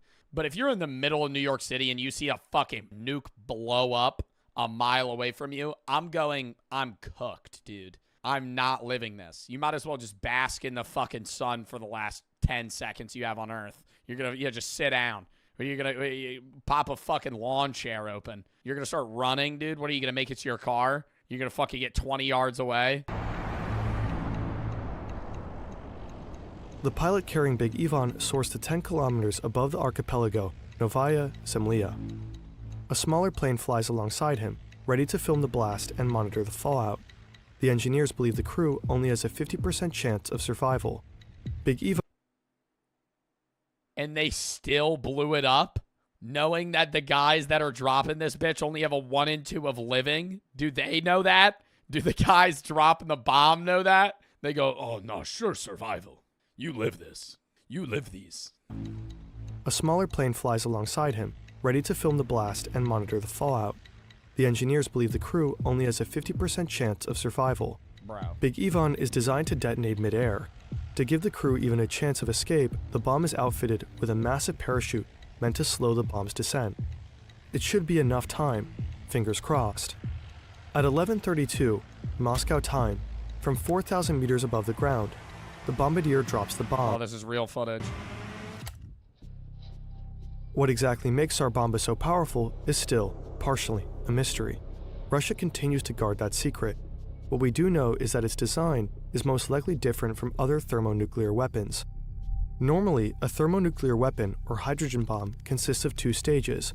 It's a nuclear bomb within a nuclear bomb. The first stage uses nuclear fission, or splitting atoms to produce immense heat and pressure. This triggers the second stage, nuclear fusion or combining atoms where far more energy is unleashed. Fusion of hydrogen isotopes under extreme temperatures releases an incredibly powerful explosion. Yeah. Far stronger than a get to the point here. Single-stage atomic bomb. Yeah, I already know all this. Like the one dropped on Hiroshima. I have no idea what he's saying, honestly. I don't know how that works. I know what he's saying. I know what nuclear fission, nuclear fusion is. But I don't understand, like, how that would practically work in a bomb. Like, I've heard that in class. The Tsar Bomba, however, is a 3-stage means nothing to me. Hydrogen bomb with an unusual triggering mechanism. What sets it apart is that it most likely uses 2 near simultaneous primary triggers to ignite the third stage more evenly and symmetrically, maximizing its explosive power. While other 3-stage thermonuclear weapons exist, the innovative use of synchronized primary triggers is unusual, if not unique. It's long been considered extremely difficult to achieve synchronization of primaries, but somehow Sakharov's team managed. When you detonate a thermonuclear weapon, you force something into existence unlike anything else on Wow. Dude, I keep thinking the bombs that's so crazy that when you zoom out like that, that mini-ass bomb would blow up this entire area. Into existence unlike anything else on Earth. The first fraction of a millisecond is just a luminous flash. It's silent. Light has no sound. But don't look at it directly. It could cause blindness from more than 80 kilometers away. Instant blindness? Tsar Bomba's flash is seen from 1,000 kilometers, or 630 miles away. Oh my god. It lasts for over a minute, far longer than any other nuclear flash before or since. Then, tremendous heat. The light superheats the air to 100 million degrees Celsius. That's 4 to 5 times hotter than the center of the sun. A high-pressure... Whoa. Hotter than the sun. 100 million degrees Celsius? It would burn the wood faster than that. That's 4 to 5 times hotter than the center of the sun.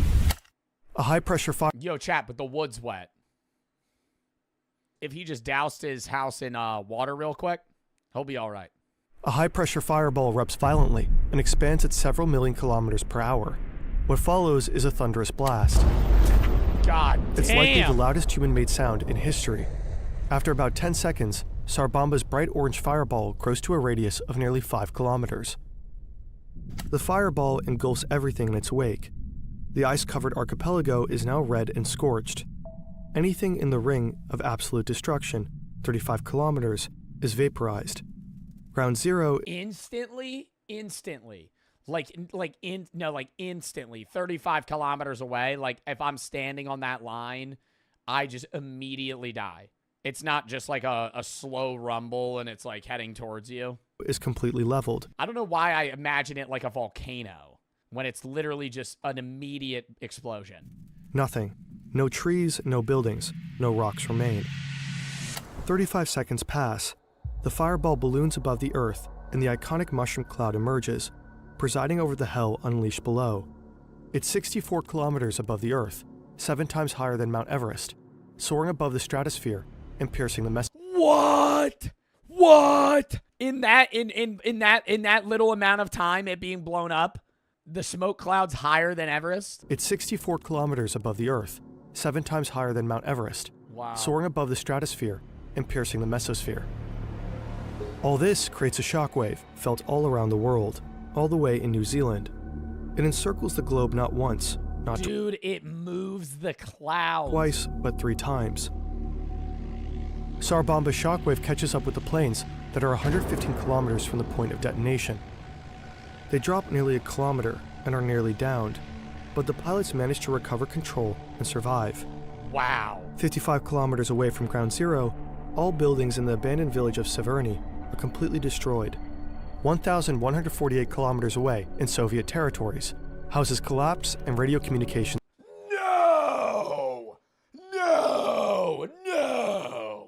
And over the water, that house fucking collapsed from the bomb all the way the fuck over here. How many miles is that? 600 miles? 600, 700 miles? Territories, houses collapse and radio communications fail. Fuck. What's 700 miles away? So if a bomb was blown up, let me put it into perspective for you guys. If you live in the state of North Carolina, if a bomb, let me pull up a map.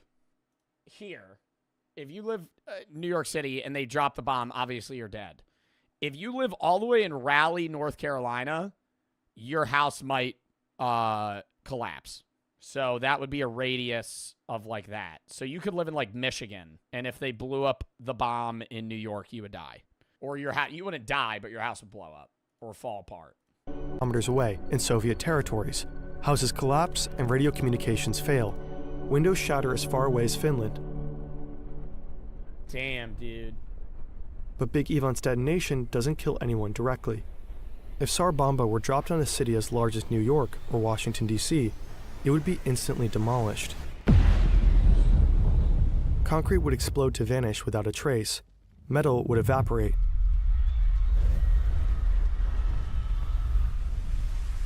Metal would evaporate.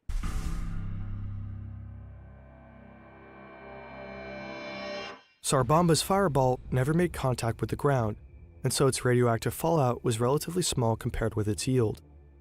It is considered one of the cleanest nukes ever dropped.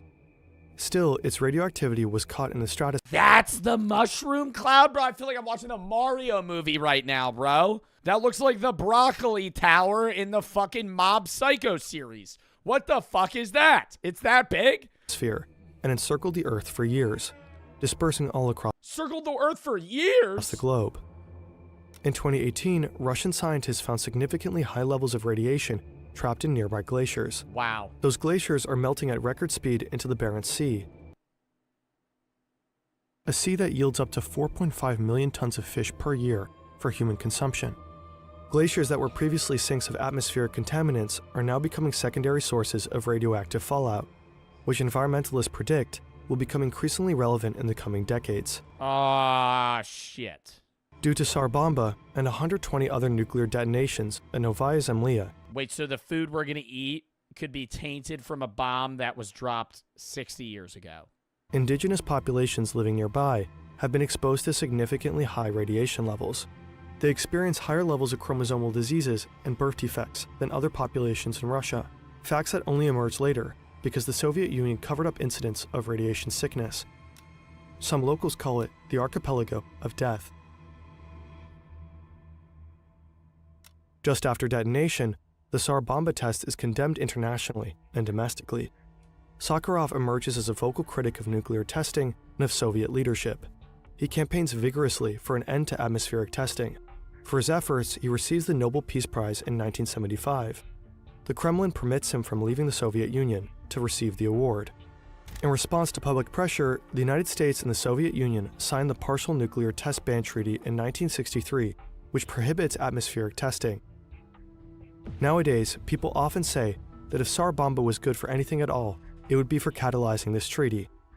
When brought up, making people not be able to do this. It's often dismissed both in the United States and the former Soviet Union as a reckless political stunt, a weapon too impractical and dangerous to ever be attempted by anyone else. But Khrushchev is hardly the only person in history intent on creating the biggest blast possible. Recently declassified files from the United States indicate that plans had been underway to build much The U.S. has some shit. bigger bombs. I guarantee it, bro. They got some shit. They got some shit under wraps. That's like some world ender bomb that they have some dude underground working on. Oh no. And I'm not saying that that's like a flex. That's bad that they're doing that. They definitely do that. In the 1950s, Edward Teller, father of the US hydrogen bomb, was obsessed with creating the biggest bang possible. He and his team were working on two secret projects called Gnomon and Sundial. 1,000 Gnomon would be a megatons? 1,000 megaton bomb to set off Sundial, a 10,000 megaton bomb. That's 10 billion tons of TNT, 670,000 times the power of Little Boy dropped on Hiroshima. At least enough to burn all of France, and perhaps much worse still. Nothing close to that scale has been tested, and we don't know if the traditional laws will apply at that level. Dude, that's terrifying. You could make a bomb that big, you could literally get in a war conflict with a country and just blow up their entire country with one bomb. And just be like, dude, press me, I will blow up France. When Teller Let's not do this. first proposed Sundial at a secret meeting in Los Alamos, most of the scientists present expressed horror. Such an enormous blast could poison the entire planet. Unbothered, Teller and his team continued to build Gnomon, and even planned to test it. And when the US military learned about the project, there was considerable enthusiasm for realizing Sundial. But thankfully, the test never occurred. Yeah, thank fuck, dude. All right, W stream chat, we're calling that there.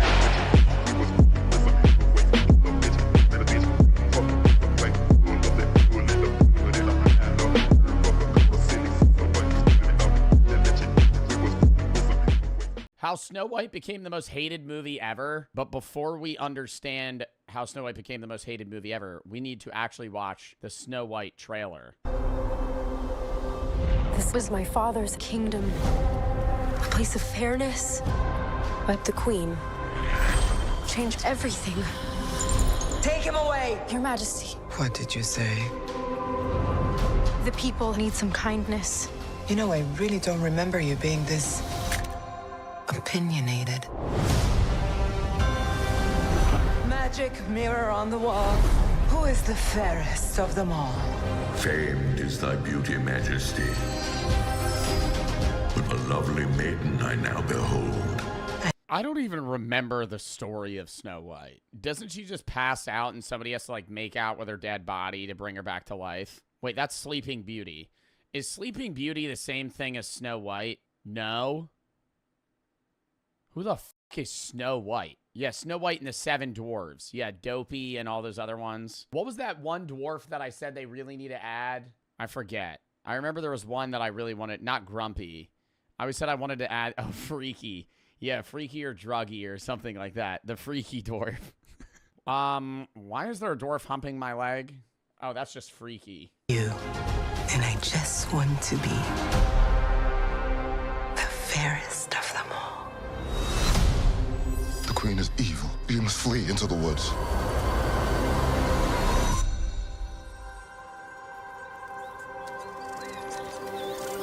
Oh, I forgot she talks to animals and shit. My parents always said this forest was a magical place.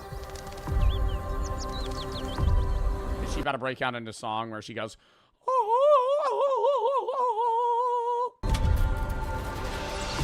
Hello? Is there anybody here? Yep. Yep.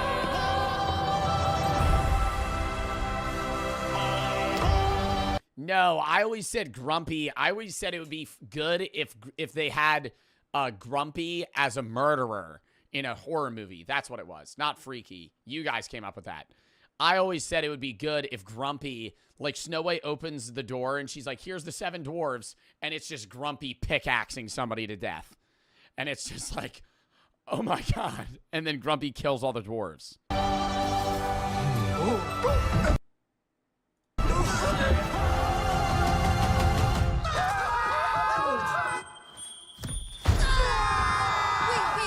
It's a human. What did you think I was? Nothing. Ghost. That one's freaky. That one's freaky right there. Red Hat's Grumpy. Nah, I feel like this one's Grumpy. This one, that he looks fed up. Ghost. You'll be safe from the queen here. The queen stole everything from all of us. I'm gonna need your help. Bro. That one just looks like an elf. It's time to restore our kingdom. Waiting on a wish, holding out for someday, hoping somehow, some way. I fucking hate musicals. Oh my God, I hate musicals. I despise musicals. That's why I haven't watched Joker 2. Dude, I just tell the story. You're not gonna break out in song. I watched the new Willy Wonka with Timothée Chalamet, and I'm not gonna lie, it was a good movie. Okay, it was a good movie. But was it annoying whenever they were having a conversation? Like, there's musicals where they'll just, like, kind of have song numbers in between, and it's enjoyable. And then there's ones where it's like, you don't get it. I've had a bad day. Dun, dun. I don't think I can take it anymore. Ha. And then they just randomly, like, break out in song. I'm like, dude, you're having a fucking conversation. Just talk. Like, we don't need every piece of dialogue to be a fucking song.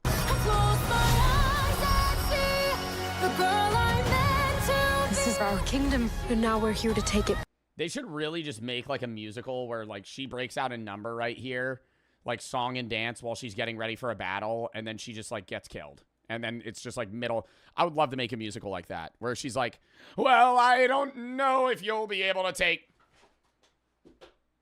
Fucking, it just, yeah, I'm not dealing with that. Just head just gets whacked off. I'm sorry, my dear. Did I frighten you? Do you want this apple with fentanyl in it? Take the apple. All right.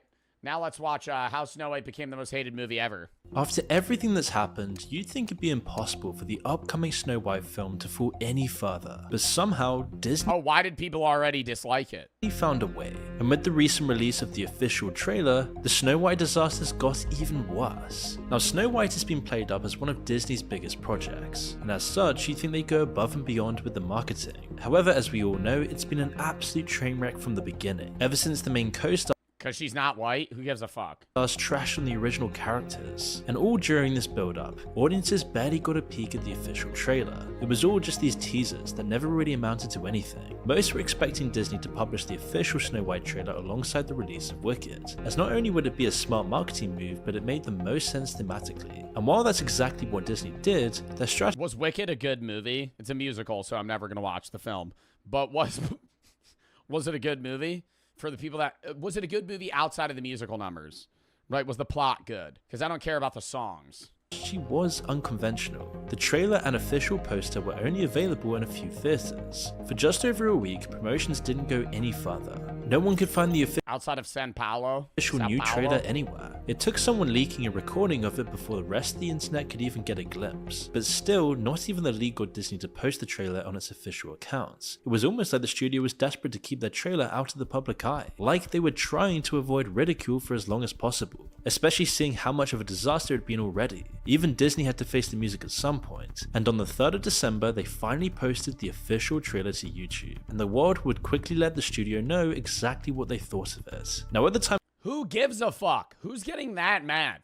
Right? I watched the trailer. Does it look like a good movie? Not really. But am I gonna get mad because of the casting and how they portray Snow White?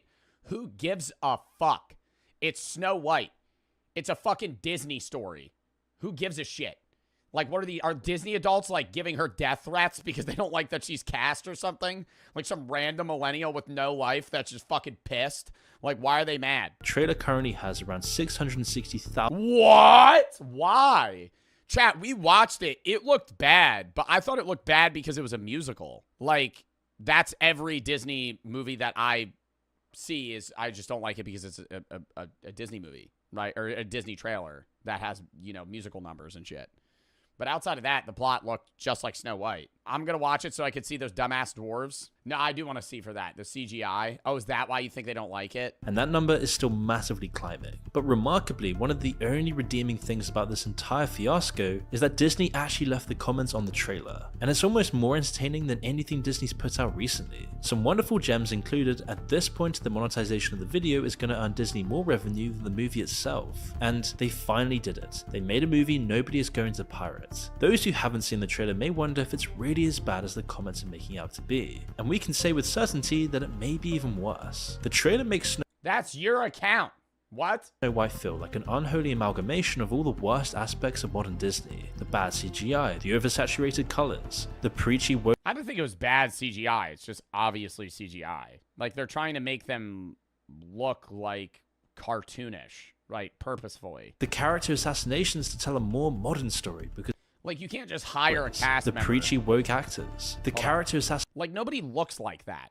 Like, no, like the dwarf, like the dude whose nose is that big. Nations to tell a more modern story, because apparently old fairy tales can't teach valuable lessons anymore, and all of this has been rolled into one massive controversial mess. It seems like the trailer is trying to tell two stories, the original Disney tale and its modernized counterpart. As a result, it all just feels very disconnected. Disney's designed the film to look like the original movie and included moments from it, but there's no room for any of it in their modern retelling, and it leaves you wondering how they plan to fit the old hag tricking Snow White into eating the apple and Snow White bravely confronting the queen in the same story. The one doesn't work with the other, unless of course they're hoping nostalgia would draw crowds and plan to swap them once they're in their seats. It just seems like nothing about any of this makes any sense. And this is all made worse by the fact that they use horrendous CGI. It feels like Disney took a scalpel to the original movie, but rather than carefully— I've never met somebody that's had this much of an attachment to the movie Snow White in my life. I know people that like the movie Cinderella and Beauty and the Beast and like stuff like that, but I've never seen somebody even care about the original that much. I watched the original when I was like 5, but it wasn't that good. Like I would never rewatch the Snow White film. Every bit of animation feels oversaturated, artificial, and just lifeless. While the creatures move around and pull expressions similar to their 2D counterparts, there's just no life to them. None of the— I don't know. I think the creatures make sense, honestly, because for something where it's like supposed to be the woodland critters, like they have to be CGI'd because that's not something where you could actually get real animals to do them. And I think they're giving them like very basic anatomy to match what they would really be like, rather than them being like overly animated, emotional creatures. Move around and pull expressions similar to their 2D like they're smiling, but it's just like, it's a turtle, bro. How are you going to make a turtle look better than a turtle?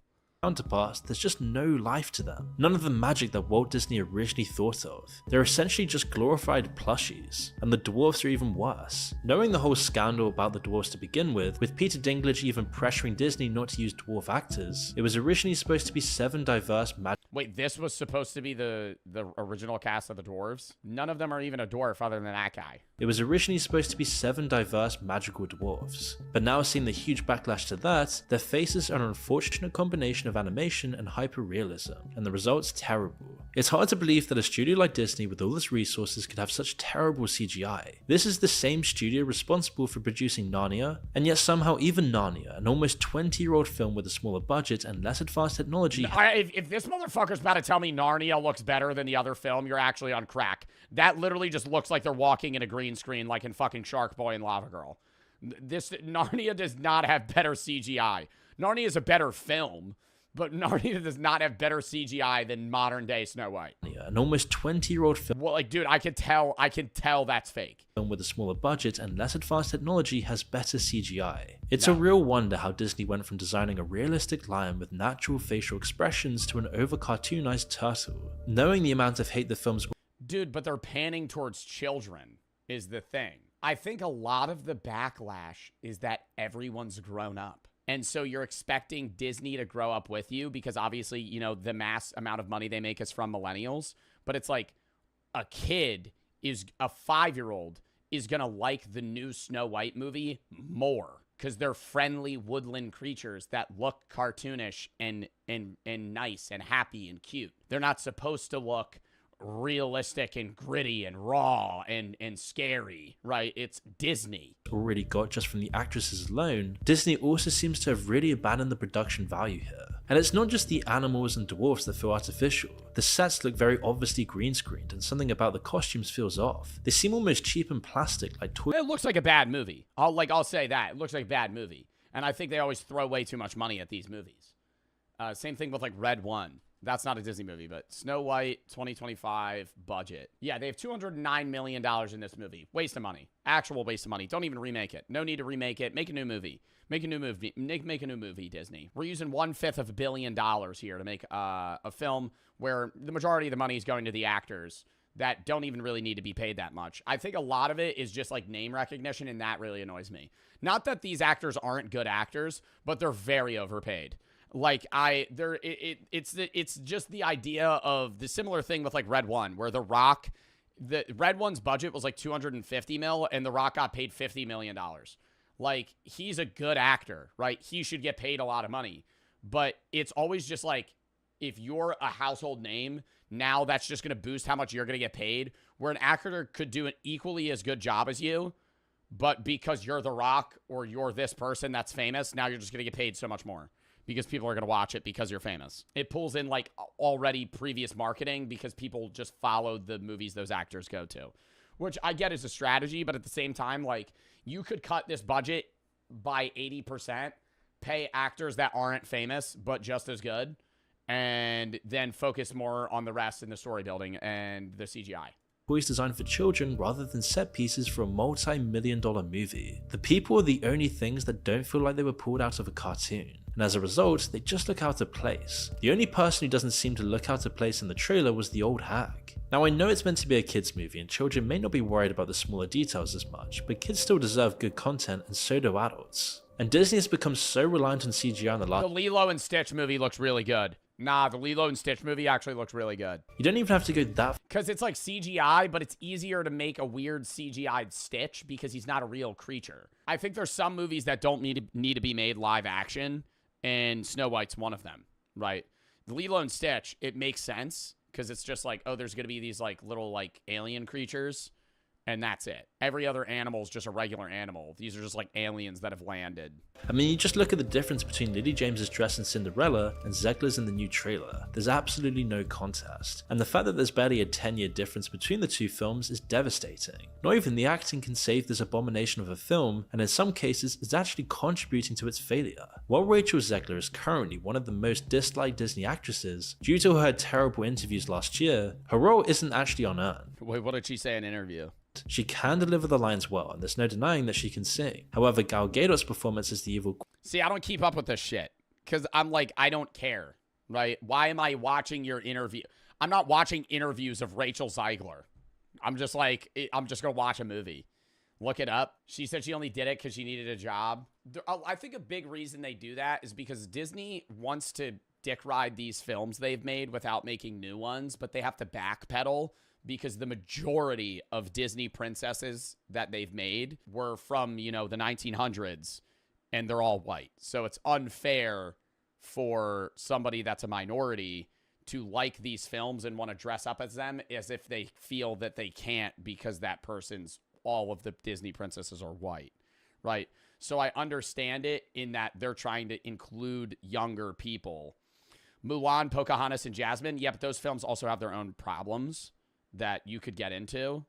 I don't know. Queen leaves much to be desired. The thing about Disney villains is that they're meant to I'm not going to get into a whole fucking debacle of this. Be dramatic, larger than life, and very fun to watch. No matter how evil they might be, you just can't help but enjoy every moment they're on screen. It's because you just know that the actors behind them were probably having the best time. They also have undeniable talent and presence. Even when hidden behind the facade of a cartoon lion, Jeremy Irons commands the room. Be Prepared is one of the most well-loved songs from The Lion King, because he and Jim Cummings put their all into the performance, which is a huge contrast to Gal Gadot, who really doesn't seem to care about this movie anymore, all while secretly hating her co-star and having no real presence for the character of the evil queen. This character, I mean, bro, I feel like most Disney actors don't really give a shit about the role. They're just there for a bag, bro. They're turbo famous people that are getting paid $40 million to fucking play a princess or a Disney villain where they sing one number, have 10 voice lines, and then just fucking leave. character is meant to be regal, cold, and calculating. Someone so obsessed with her own beauty that she's willing to... It's rare you find an actor that cares about their role. An actor that cares about their role, Timothée Chalamet. That motherfucker didn't use his phone for like 3 months to play Bob Dylan. Yeah, he like didn't use his phone and he really wanted to kill that role and all that. Like there's actors that get paid a bag and just don't care, and then there's actors that get paid a bag and also really want to perform. Like you can tell which actor cares about their roles. But there doesn't seem to be any of that obsession in Gadot's version of the Evil Queen. Well, we could chalk this up to the fact that they've changed like Jim Carrey. I think Jim Carrey cares about his roles. Or at least used to. Some aspects of the story, it's mostly because of Gal Gadot's delivery. She seems more stiff and just irritated that her stepdaughter has opinions. Yeah, Denzel, Samuel L. Jackson. You could list a million actors that care about the roles they play. And her obsession with her beauty has become more surface level vanity. Just based on the trailer, we can tell that Gal Gadot's Evil Queen orders Snow White's death, and it will probably have very little intimidation behind it. In less than 2.5 minutes, Disney seems to have destroyed their most prized creation, the original film that started it all for Disney. And it seems like nobody on fucking 1937 the set even cares about the film, with most of the actors seemingly hating the original characters. You said you were bringing a modern edge to it on stage. What do you mean by that? I just mean that it's no longer 1937, and we absolutely wrote a Snow White that is not going to be saved by the prince. She's not going to be saved by the prince, and she's not going to be dreaming about true love. She's dreaming about becoming the leader she knows she can be, and the leader that her late father told her that she could be if she was fearless, fair, brave, and true. And so it's just a really incredible story for, I think, young people everywhere to see themselves in. I think that's what upsets them, is that they change the story, and then the argument is, why don't they just make a new movie where they can retell that story and just not have it be Snow White? And I understand that point, but it's also them just trying to bank on the Snow White name, right?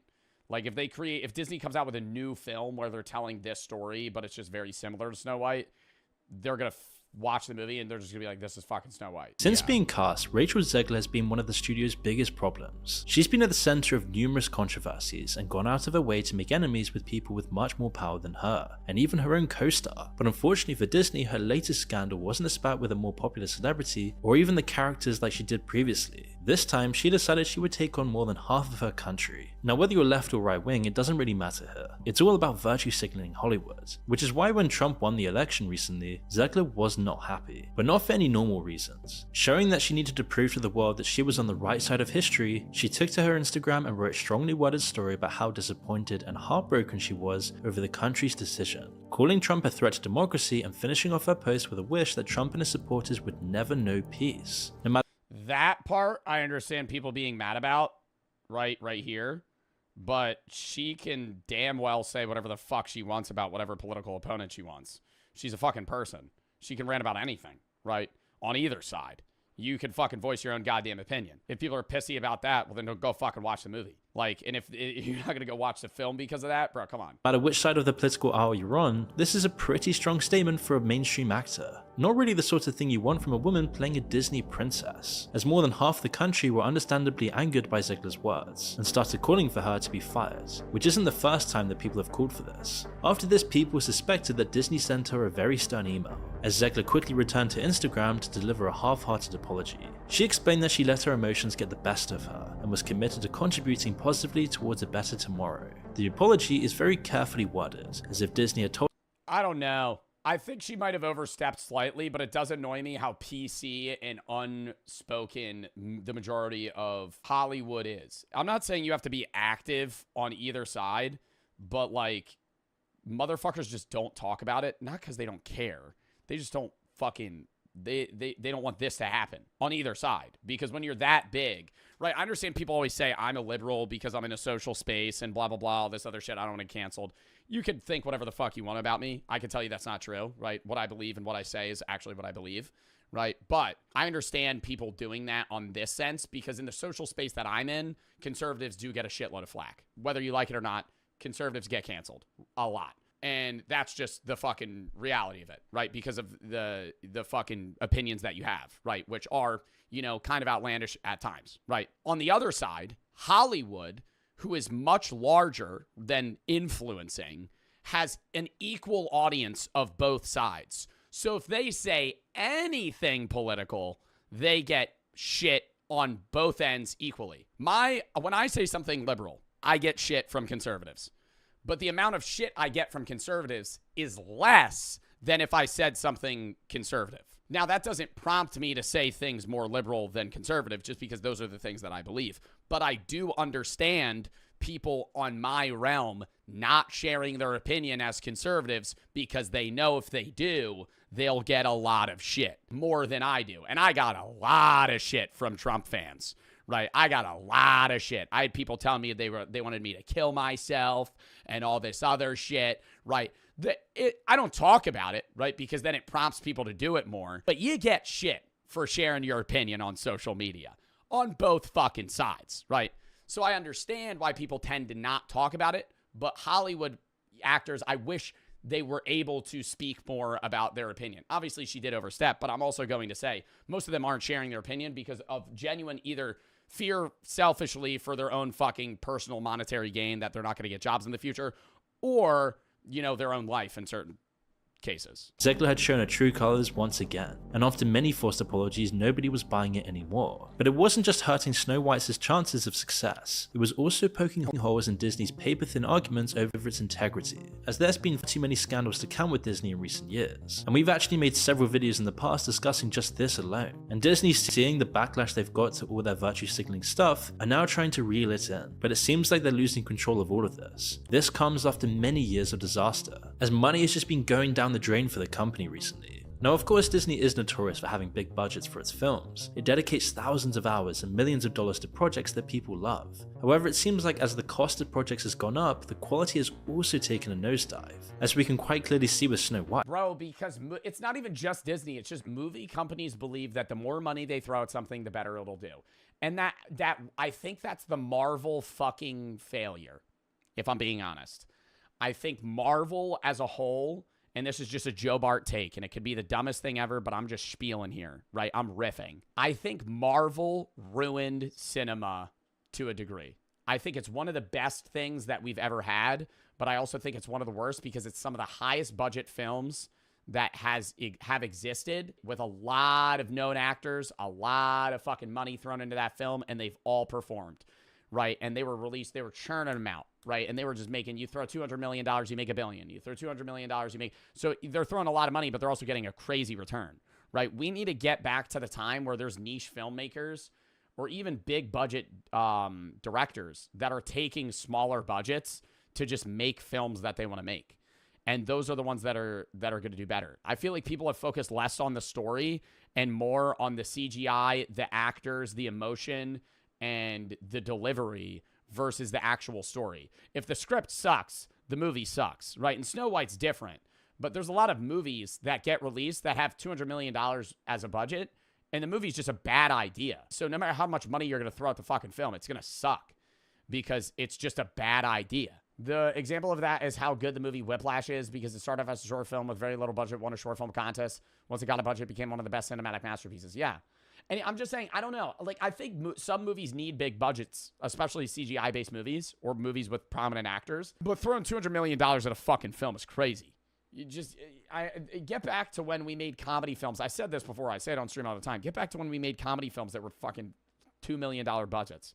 $5 million budgets. It's all about money. Yeah, I know it's all about money and they want to profit as much as they can. But you can still, if you churn out 3 $10 million budget movies that, yeah, they make $100 million each, it's still better than having, in my mind, it's still better than having a $200 million movie that profits 500 mil. You're getting more overall from net, and that's why these movie companies are going and doing these big budget films, because they can make less of them and just profit more.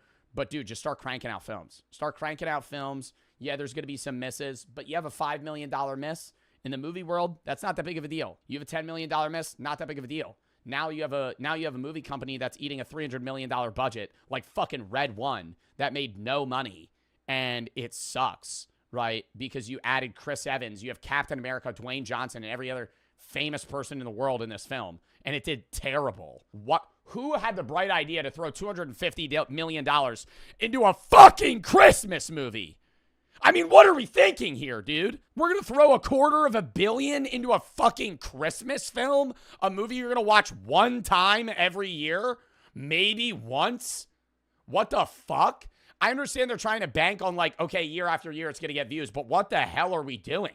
That's not, it's like throwing money into, when I said the worst gift you could get on Christmas is Christmas socks. One of the worst gifts, because you're only going to wear them around Christmas time. It's the same fucking thing. This time, the studio can only blame itself. While Disney was forced to admit they'd overspent their budget. I mean, this just looks like a student-made film. While Disney was forced to admit they'd overspent their budget, it refused to admit defeat. A $55.5 million reimbursement from the UK government gave the studio a bit of leeway, but the cost of the film was still insane. And the crazy thing is that these aren't even the final numbers. And yet, by looking at the trailers and the reception to it online, it seems like this movie is going to be yet another giant train wreck for the studio. For almost 2 years now, Disney has spent so much money on reshoots, post-production, and marketing just for this movie. So it's safe to assume that by the time Snow White makes it onto the big screen, its total cost will be well over $300 million. Because of the drama surrounding the upcoming movie, most doubt it will even break even, much less profit. To put into perspective, The Little Mermaid suffered a $5 million loss, and this was despite Little Mermaid lost money? How much was Little Mermaid's budget? $240 million. Maybe cut some corners here, okay? Maybe fucking, where are we getting $240 million? How much is CGI costing? How much, where's all this money going? That's what I just can't fathom. $240 million to make a fucking movie. Are you dead ass right now? Where is the money going? How much did Superbad cost to make? I always relate movies to Superbad. Superbad cost $20 million, and it was made in 2007. $20 million in 2007 today.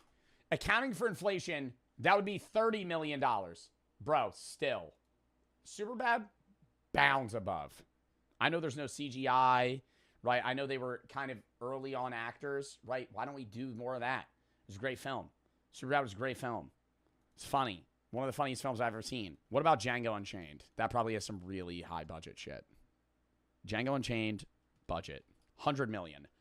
Django Unchained was $100 million budget, and that movie, You could make 2.5 Django Unchains for the price that fucking Snow White and Little Mermaid cost individually. I don't understand where they're getting the money for this film, for this movie. That's what it just doesn't make sense to me. Disney began and died with Snow White. Disney will never die. That is the dumbest statement ever. All right, we're calling that chat. We'll watch a different, that last video another day. W fucking stream.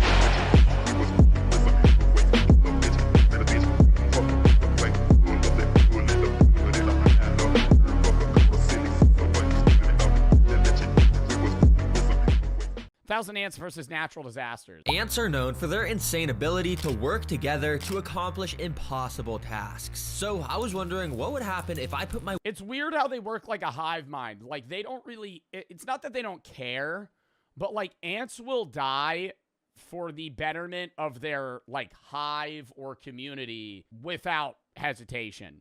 And obviously, like, they're not as conscious as us, you know, to even question that. But the way that a lot of, like, insects function, yeah, their colony, like, they'll just die no problem. Like, bees especially.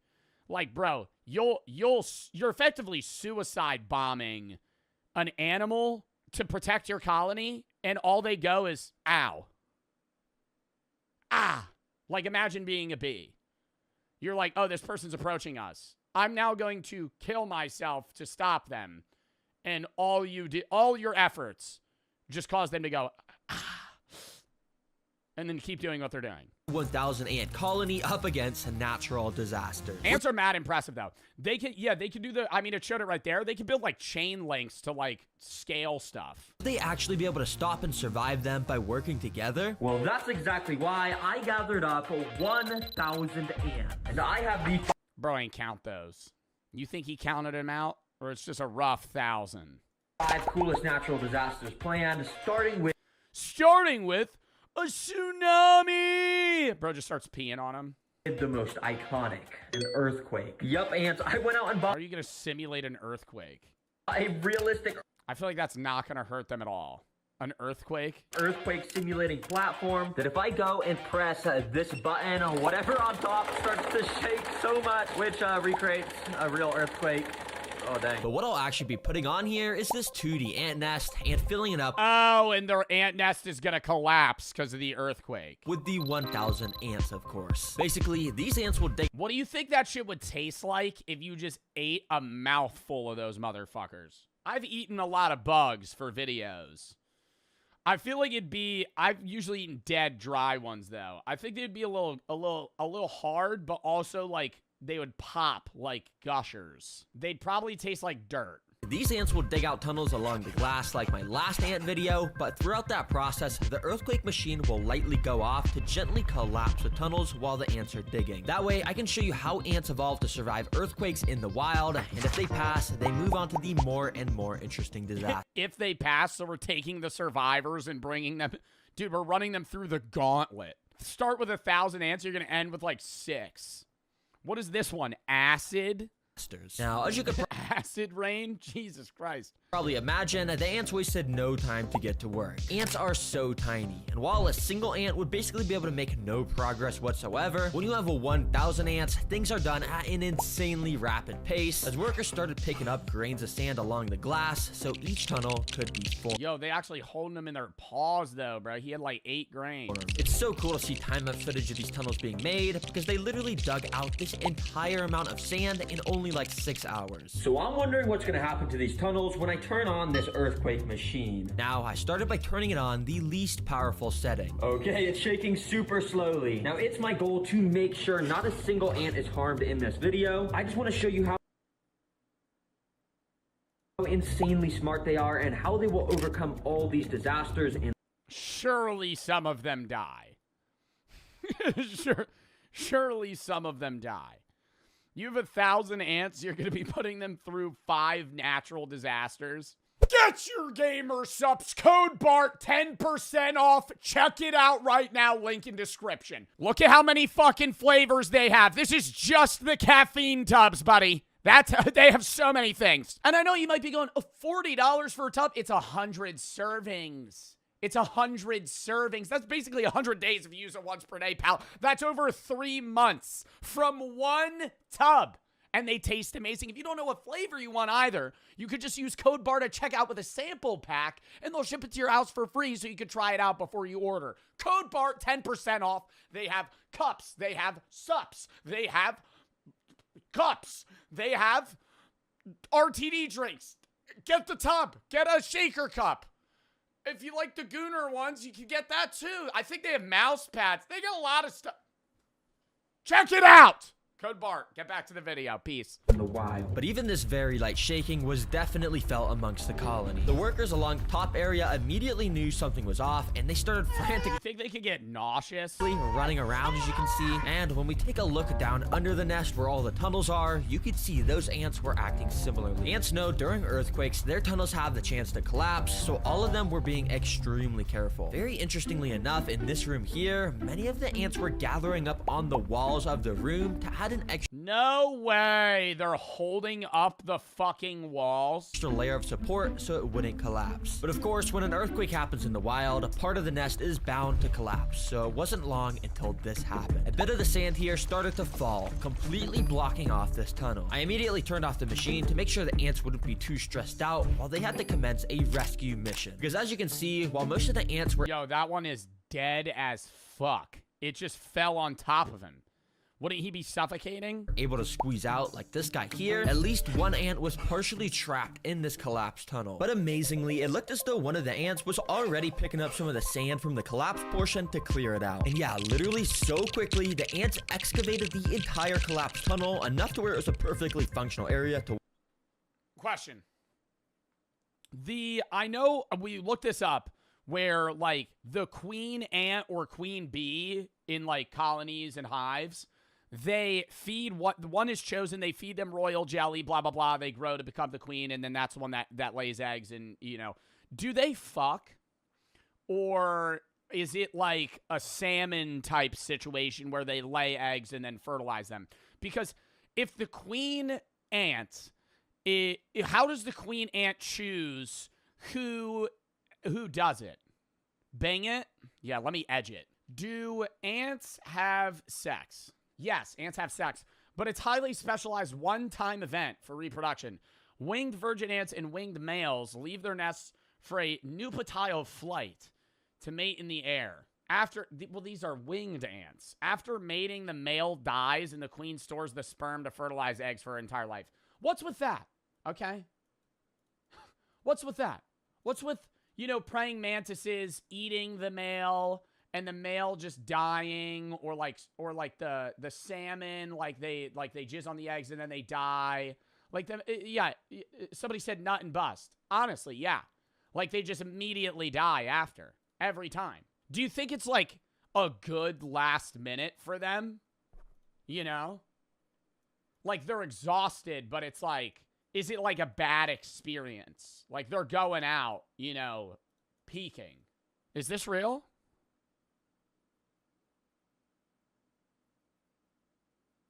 No. And funnily enough, some of the ants even started to walk in and slowly dig out the area where the sand had just collapsed from to make a new tunnel there. Wow, the ants just completed this natural disaster. They are so smart. But the natural disasters are— The next natural disaster is a fire, so I'm gonna douse them in gasoline and see what happens. All right, it's earthquake, tornado, or wind, flood, snow.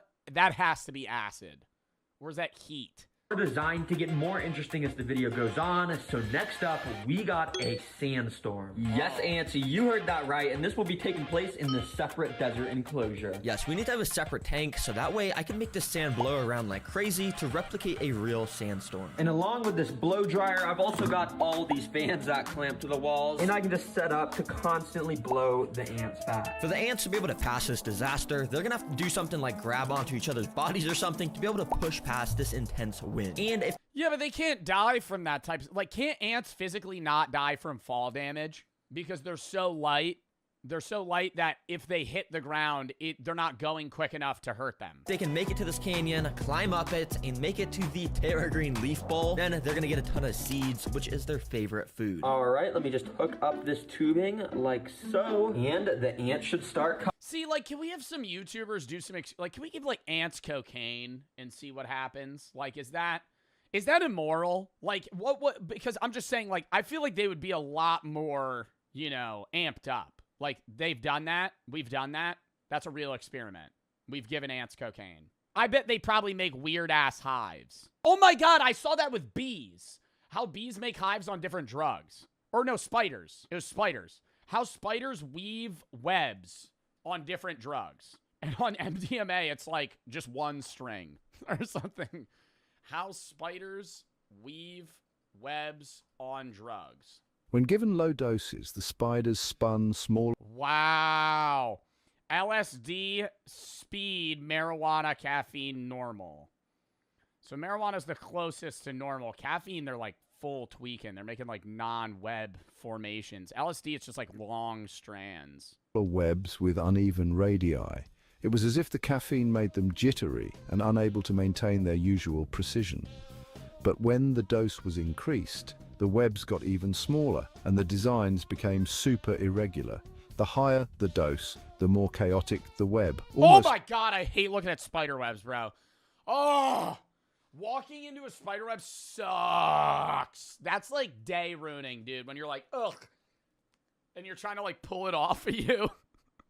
Because you can't see it, but you feel it, and you're like, and then you're nervous now there's a spider on you. Oh, I hate that shit. Yup, and this tubing is set up so once an ant enters the disaster, they can't get out. That way, we'll progressively get to see more and more teamwork as time goes on. Now, immediately, you could see these first ants just kind of thought this was a normal desert as they were walking through it, but quickly, I brought out my mini sandstorm fan, and I started to blow. Immediately, the ants started to feel the wind pressure pushing them back, and were suddenly not able to walk forward. Some even lost their grip and got pushed back a bit. And as more ants entered the desert, you could tell the sandstorm was keeping them all stuck to the left side of this enclosure. Bro, saying the sandstorm, bro. You're putting a hairdryer. I feel like we need like a high fucking velocity fan. Yo, this little mini fan is fire for replicating a sandstorm. But no, this is where it gets interesting. Because now that they know a sandstorm is brewing, how are they going to figure out how to get to these seeds? Well, let's see. While most ants kept trying to just walk forward and getting blown back, interestingly enough, many of the ants were gathering up in this back area here near the sticks. And many of them were actually starting to climb onto the sticks. You see, yeah, fucking taking cover. The fan doesn't really blow ants back if they're walking on sticks, since there's just so much of a better grip on there. But yeah, the second they climb off and stand on the sand again, they'll get blown back, as you can see. But the ants were starting to learn that they needed to stay on the sticks. So many started to gather up and march towards the right side where all the seeds were located. In fact, this ant was making it dangerously close to the seeds using the stick method. And well, he was able to make it to the little rock canyon and almost was there to the seeds. Oh my gosh, this ant climbing right now is a beast. I am blowing this fan max speed on him and he is just stuck to this rock. And as I let my guard down for literally 1 second, this dude made a dash for the seeds, literally running straight towards it, and well, he made it in. And he looked so happy to have gotten those seeds. He was just dancing around in there. Yo, this ant is crazy. I didn't even have time to blow him back when he got up into this area. Since the ants passed a disaster, I gathered them all up and put them back into the— Past the disaster? One fucking ant made it. What do you mean? They didn't pass shit. There was like 12 of them, and they all fought. You were just blowing the fan on them, and then one of them makes it, and we go, oh, that's a pass. One. The nest, and I give them the food prize, which of course they start to take down into the nest over the next 5 minutes. But ants, I'm not gonna lie, this natural disaster was kind of easy to pass. If we really want to learn about how ants survive, well, we gotta go to our third natural disaster, a flood. Yup, and as you can see— Yo, I used to pee on ant hills all the time when I was a kid, bro. I've said this before, that shit was actually like target acquired. When I was a kid, I'd be at, like, t-ball practice or some shit, and I'd be like, oh, I gotta go pee. Run into the woods. I'd see an anthill. Oh, my God, I would just pee straight right where the hole was, just right in it. I've built another custom tank. Drowning them. Where the flood is going to be getting simulated. I know there's no water yet, but— You're a weirdo. Okay, ask any guy. When they were a kid, they peed in anthills. I'm certain of that. I'm certain that 94% of men peed on anthills when they were a kid. You'll see how quickly that changes. For now, certain. All you gotta know is if the ants make it all the way to this leaf ball, they'll once again get rewarded with tons more seeds. You're Dahmer. No, Jeffrey Dahmer would skin and separate animal parts. I think peeing on an anthill is a little bit different than decapitating a squirrel and messing with its organs. I don't think they're the same at all. These ants have no idea what's about to hit them. Let's connect this tubing so these guys can start walking in. Quickly, the ants started to make their way in. But before the ants had any time at all to take in their surroundings, I had to activate the flood. So to make the... Just you. Did you pee on ants? This is a question mainly for guys. But, you know, if you don't, I'm just saying I don't want to have this bias because I'm assuming most women are probably going to say no because most guys are peeing outside. Oh, wow. 70% of chatters are saying yes. 70% of chatters saying they peed on ants. So... Flood happened. I got to go down here to this little bucket, plug it in, and then... It was weird. I had like a vendetta for ants when I was a kid. I didn't like ants. I really liked roly-polies. I would never hurt roly-polies. Them and centipedes. I would search for roly-polies under rocks, and I would never kill them, but I would put them in a fake arena. Not have them, you know, fight to the death or anything, but I would just like watch them for like 10 minutes, and then I'd put them back. Centipedes were sick, though. Dude, no, the only other bug that I hated more, what are they called? They're like a stick, and they have 2 prongs and 2 prongs. What are they called? They're like a stick, and it's like this, and then like that. It's not a mantis. They walk. They're not a stick bug. They pinch you. I think they're literally called like pincher bug. These fuckers. Oh my God. I will kill these fuckers to this day. To this day. If I see one of these, bam! Bam! Dead. Because they just bite the shit out of you. Oh, they're called earwig? I didn't know that. I always called them pincher bug. Pinchers. Because they have a little pincher on them. They're mean little fuckers. They would always bite you.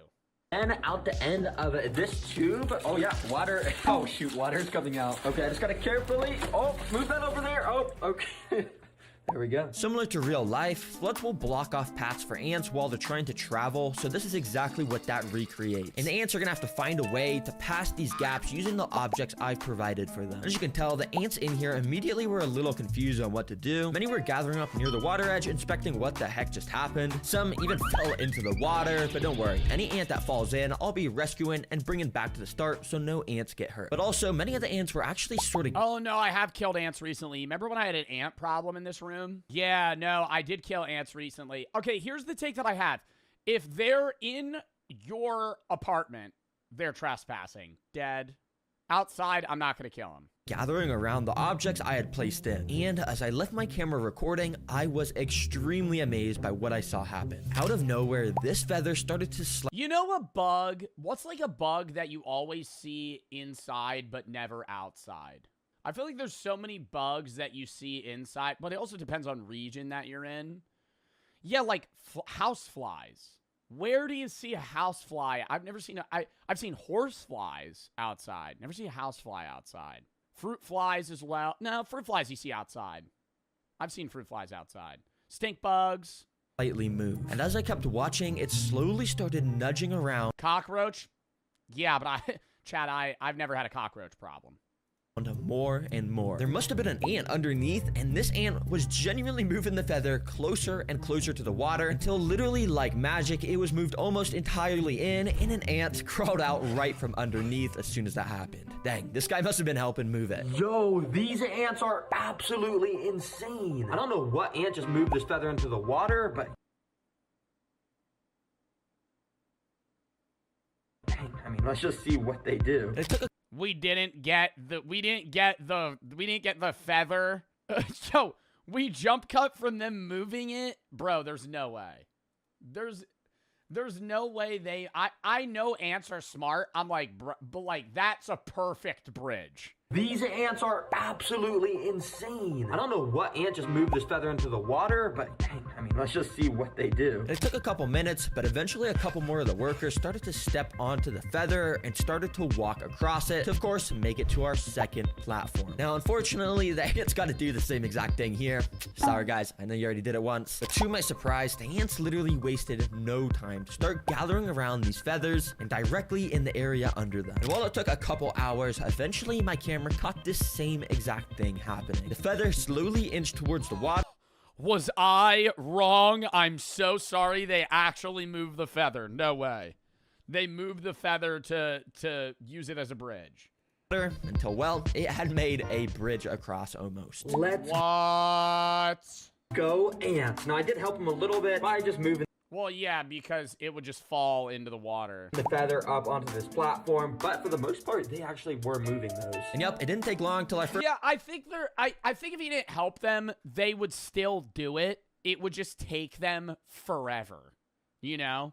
First worker stepped onto the final platform and climbed up into the leaf dish to claim their seeds. All right, well done, little ant, and here is your guys' reward. Well, guys, if you want even better food, you're gonna have to complete this next natural disaster, which is a blizzard. And guys, this is gonna be happening in your nest. Be prepared. Yup, this blizzard will be taking place inside of the ant nest, so we could study how ants handle the cold in the wild. Now, obviously, I can't just go and dump a ton of snow on them. That would totally just freeze them all. Instead, I've actually... Why not? I feel like that's a snowstorm. Well, they know it's getting colder. Yeah, reduce temperature in the room for 30 minutes. They'll go in their hole, and then you fucking pour a bunch of ice on them. We got some ice cubes, which I'm gonna go and just plop on this... Which, as you can see, this makes a nice little makeshift snow that on my laser thermometer is approximately -Celsius degrees. I started by sprinkling a super tiny amount of this ice on the ant nest to see how they'd initially react, and interestingly, well, not even a single ant cared at all. Yeah, this ice just melted completely into the sand. Since the ants weren't affected by that, I decided to up the amount of ice I put in, which should give us a reaction to how ants handle the cold in the wild. And this time, the ants were actually a bit more interested in the ice, with some of them even crawling on top of them. But the most fascinating thing I had noticed was how much the ants had started to slow down their movement since the start. Thankfully, all the ants are doing just fine still, but if you look very closely, these ants, for the most part, have slowed down so much. I mean, look at how slowly some of them are moving. Yup, this is one of ants' special abilities. Because in the winter, when it starts to snow and the temperature... Yeah, I always wonder what they do. Like, it's not hibernation per se, but they have to stay underground for the whole winter, basically. Temperature drops drastically. The ants are basically biologically built to start moving slower. That way, they can conserve as much energy as possible and go hide deeper underground. So yeah, in the wild, they would dig even deeper and all the ants would relocate to under the nest. I don't want to put any ants at risk, so I'm going to very carefully take out all the pieces of ice so this place will warm back up to the proper temperature. And once the tank was warmed Those ants were dead as shit. Back up, I'd say the ants Those ants had to have died. There's no way. Are now ready for their final natural disaster, which this time is a zombie apocalypse. And what the fuck does that even mean? What does that even mean? What do you mean a zombie apocalypse? Like he's gonna put another breed of ant in there? I'm not gonna lie, this is probably I thought this was gonna be like acid rain. Be the most interesting to watch. Fun guy. Because I've got 3 different types of insects. That, in a way, is going to represent a zombie apocalypse. Now, our first insect prey is, well, zombie grasshoppers. Yes, these are grasshoppers that Petco sells that are literally like half decomposing and meant for feeding animals. And I'll be bringing them back to life and moving it in front of the ants to see what they do. And to make the ants swarm this even more, I'm gonna dip some of it in this brown sugar water. And yeah, this is gonna make it super tasty. Why don't you just put an actual like scorpion in there? Like, why are we putting we're putting a dead grasshopper and fucking moving it like a Muppet? Without further ado, let's get this in here. Now, immediately after dipping this in the nest, I started to do a really good, accurate job of moving this around to act like it was alive. And I think the ants were falling for it because you can see they quickly started to climb all over it. And if you also look closely, the ants were actually grabbing onto this thing with insanely strong mandibles, and they were injecting their venomous stingers into it, which is kind of unnecessary. This thing is already long gone, but I guess I'm just doing such a good job moving it around that they think it's actually a real zombie grasshopper. Okay, you guys are doing a good job attacking this. I'm just gonna leave that in there for you while I get this second insect ready. And yeah, they start to absolutely devour this grasshopper. If I don't see an alive bug, fight these ants. But anyways, our second insect food is this. They're called wax worms, and they're a staple food for ants because... Bro. is how squishy they are. But yeah, they just look so weird. So that's why I'm putting them in the zombie apocalypse section of the video. Let's go ahead and add these guys in. I decided to put this first waxworm on top of where all the ants were still located around that grasshopper. And well, the ants almost instantly recognized the prey, and amazingly, they knew exactly what to do. And they took this dude straight down into the tunnel system. Alive! They're gonna torture him down there. Where it wouldn't even stand a chance to fight back. Oh my gosh, that was like 3 seconds. Nah. And now this worm is literally nowhere Didn't even kill him. to be seen. It's probably in the tunnel system. Dang, that's actually kind of impressive, ants. So I dropped the other 2 waxworms inside, and once again, one of them instantly got pulled down into the tunnel system to get eaten, and this one started to get swarmed. After the ants had a good grasp of it, they literally brought it over to these hills in the back, which eventually the worm was then brought down one of the holes on that hill. It's so cool, because if you guys didn't even realize, the ants have turned these hills at the back into an extra place for more tunnels on the back, and we can literally see the worm down under these tunnels as the ants get their protein from eating. Fighting for his life. Yeah. Wow, amazing job, ants. But our final zombie apocalypse food is flightless fruit flies. But I'm gonna be dumping so many on the ants, so it's like a proper zombie apocalypse movie with how many zombies there are, even though, yeah, these aren't zombies. Yeah, these are flightless fruit flies, and if you didn't already know what they are, well, they're flies that can't fly. It's always so funny to me to say this in videos. So stupid. So fucking stupid. Why do they exist? Why do they exist? They're a fly, but they can't fly. Why are they called flies? Because seriously, like, how are you a fly that can't fly? Come on. Exactly. And that's getting a like. Yup. Okay, anyways, I got about 100 of these flies, as you can see. So, let's dump this zombie apocalypse Bro, they're like half the size of the ant. They're cooked. these ants. Oh, yeah. Now, as you can probably imagine, dumping this much prey on the ants activates their predator instincts a lot. Because instantly, so many of the ants started to become way more frantic. They started to run around like crazy to try and catch these little flies. Now, I mean, it's pretty obvious the ants aren't going to struggle with eating these flies because they're literally so much smaller. And quickly, I started to notice lots of the ants with these little flies in their mandibles. Yeah, I bet these are tasty. Well, ants, you've literally survived floods, earthquakes, and so much more. So I'm gonna move these guys back to their proper nest where it has all the right stuff. But quickly, I have amazing news for those of you who love the channel. The Terra Green W fucking video. Sub to Terra Green, little shout. All right. Lock back in chat. Next video.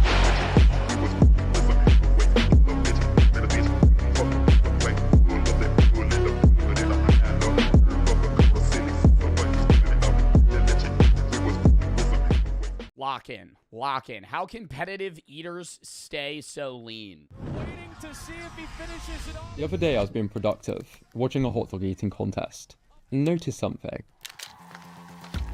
He got the meat sweats out the max, dude. I love watching that.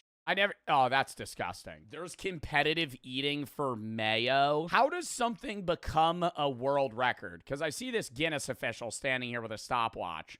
Who the was like, I bet I could eat a jar of mayo faster than you. That ain't mayo? Yeah, it is. Cringe joke. Anyways, what are you trying to say? That's 7 jars of what? What are you trying to say? What else? Oh, vanilla ice cream? Yeah, in a fucking mayo jar? Okay. Anyways, no, how do these become records? Like, what become, like, could I just go to Guinness and be like, hey, I bet I could eat, I don't know, there's probably already a record for this. I bet I could eat an entire watermelon faster than you, or faster than anybody else. And they'd go, okay, is that a record? World record fastest to eat an entire watermelon. It's a record. There's a world record. 24-time Guinness World Record eater eats an entire watermelon. Actually, this doesn't look like a record. This looks like it's for a fucking reality show. Oh, they have a Guinness World Record for the most watermelon eaten in 3 minutes. 2,310 grams. How much watermelon is that?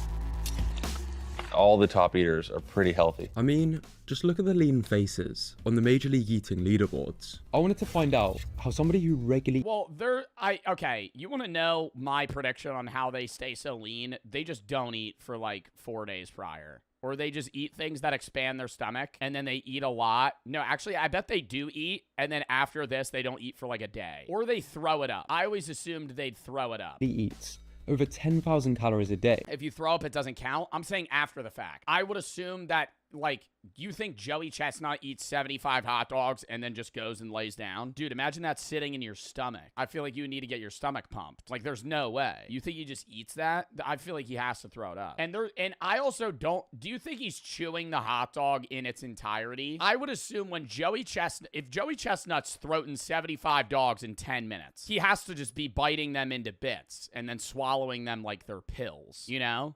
Like, he's not actually consuming that. He's not actually, like, chewing them into a mush. Looks like this. Many speculate about a darker side to the career, but these glizzy gobblers give those of us with scary appetites hope. And again, I don't have, like, this crazy metabolism of the gods. So how are they doing it? And should we use any of their tactics ourselves? Strangely, almost all competitive eaters. My God, Furious Pete. I haven't watched Furious Pete in fucking forever. Dude, he was like the goat of YouTube. Strangely, almost all. I remember when I was like 10 years old, he made a video about how he had to get one of his balls cut off because he had testicular cancer. And I was like, oh my God. Like, I was genuinely like fucking shell shocked. All competitive eaters have deep backgrounds in health and fitness. Because I didn't know about that. I mean, I knew what cancer was at the time, but I wasn't like actively thinking like, oh, you got to get your nuts chopped off if you get testicular cancer. Matt Stoney studied nutrition. Santel, a registered nutritionist. Neo, a registered nutritionist. Katina eats kilos, a background in bodybuilding. Beard meets food, an impressive fitness background. Love Beard meets food. Oh my God. Top 10 YouTuber. Top 10 YouTuber, dude. Walks into a local joint in the middle of, like, fucking Louisiana. Middle of nowhere. He's like, all right. Okay, that's not his accent. I don't know how to do his accent. You've got a challenge. I'm here for the old heartbreaker. And it'll be, like, fucking 10 cheeseburgers. 10 double patty cheeseburgers. And a fucking gallon milkshake. And it'll just be like, oh, you reckon I could do this in about 30 minutes? And it's not a coincidence. With this sport. See, that looks disgusting. I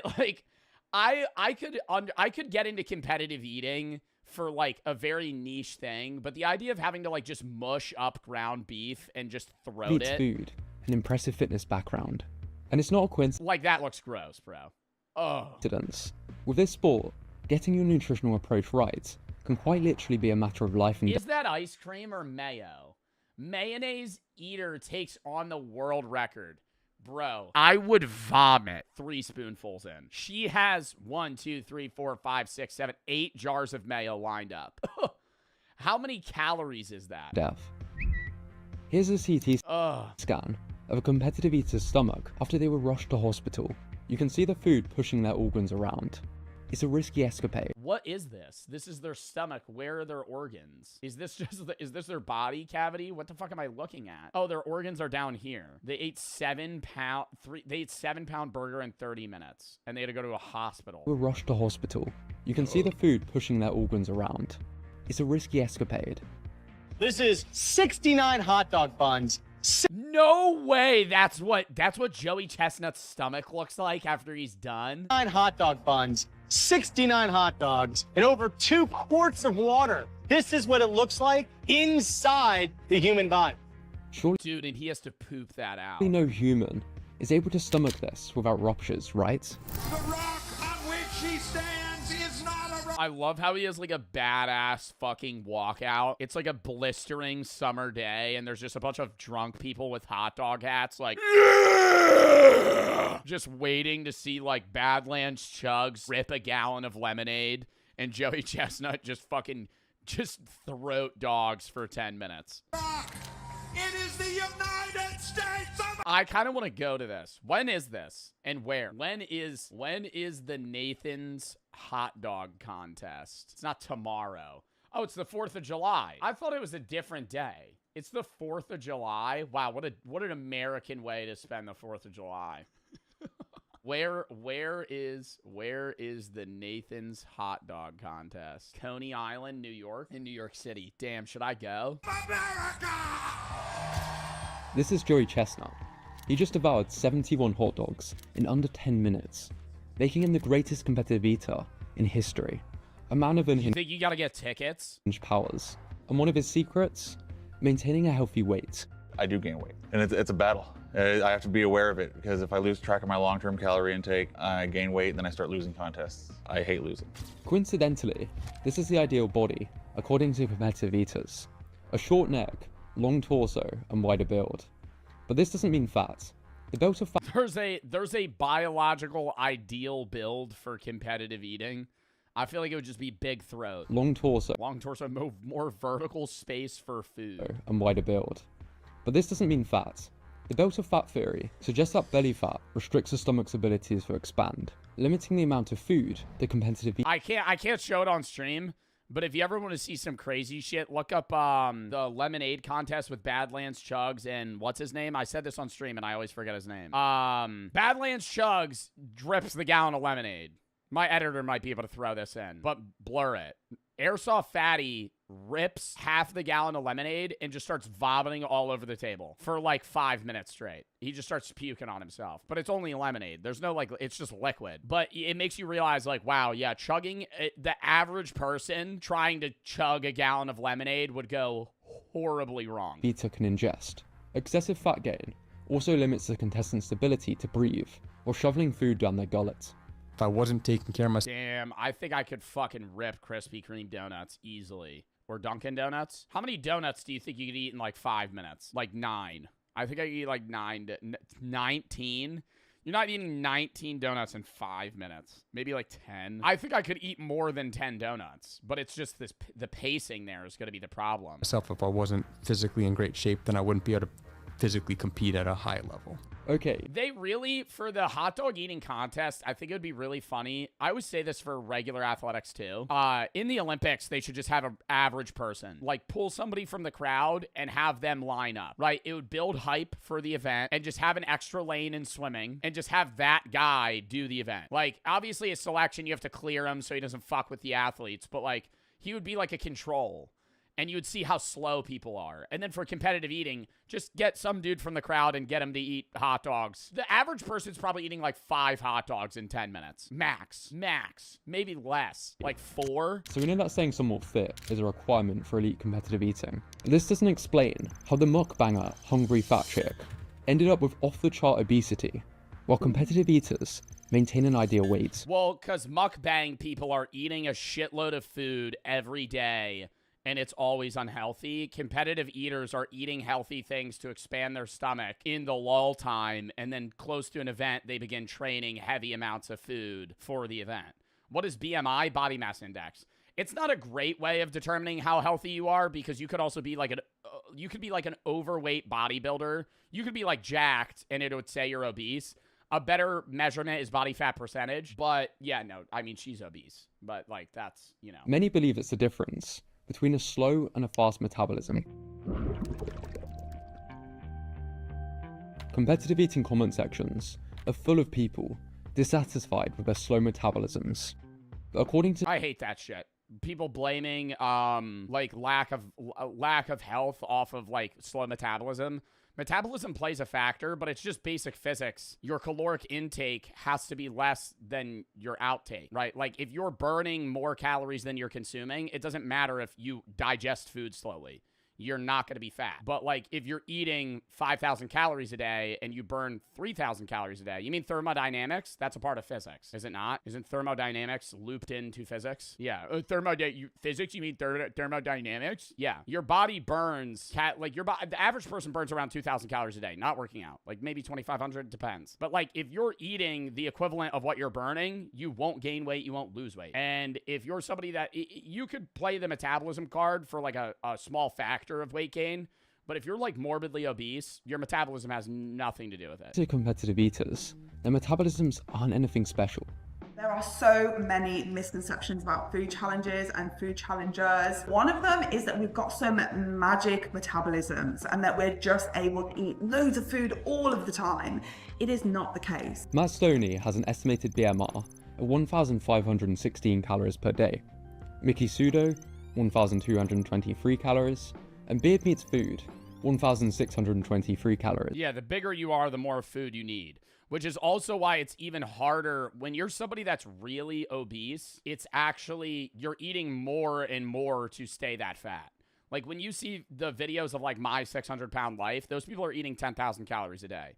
Because if you weigh like 500 pounds, you're not eating like 4,000 calories to gain weight, right? if I ate 4,000 calories now, I would gain weight. But the more and more I weigh, the more I eat, it doesn't matter as much because you need to eat more to maintain that heft because your body's going to burn more to even just be that heavy. Like the shorter people eat less calories generally. Like if me and like I'm 6'1", if I'm 6'1" and somebody's 5'2", I have to eat more to survive than them, which is also why you're talking in like survival scenarios. You're usually supposed to kill the big person first because they eat more food.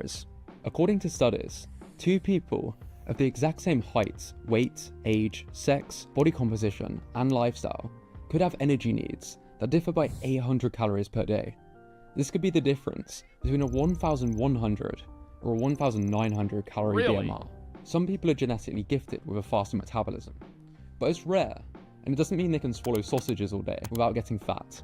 No. Statistically, I think there is a difference, but it's usually microscopic. There's a 68% chance that your actual BMR is within 200 calories of the estimate provided. Yeah, within 400 calories, 95%. And 400 calories is not a lot. Like somebody that's gaining absurd amounts of weight, it's not because your metabolism is like 400 calories behind burning of somebody else. I have a faster metabolism.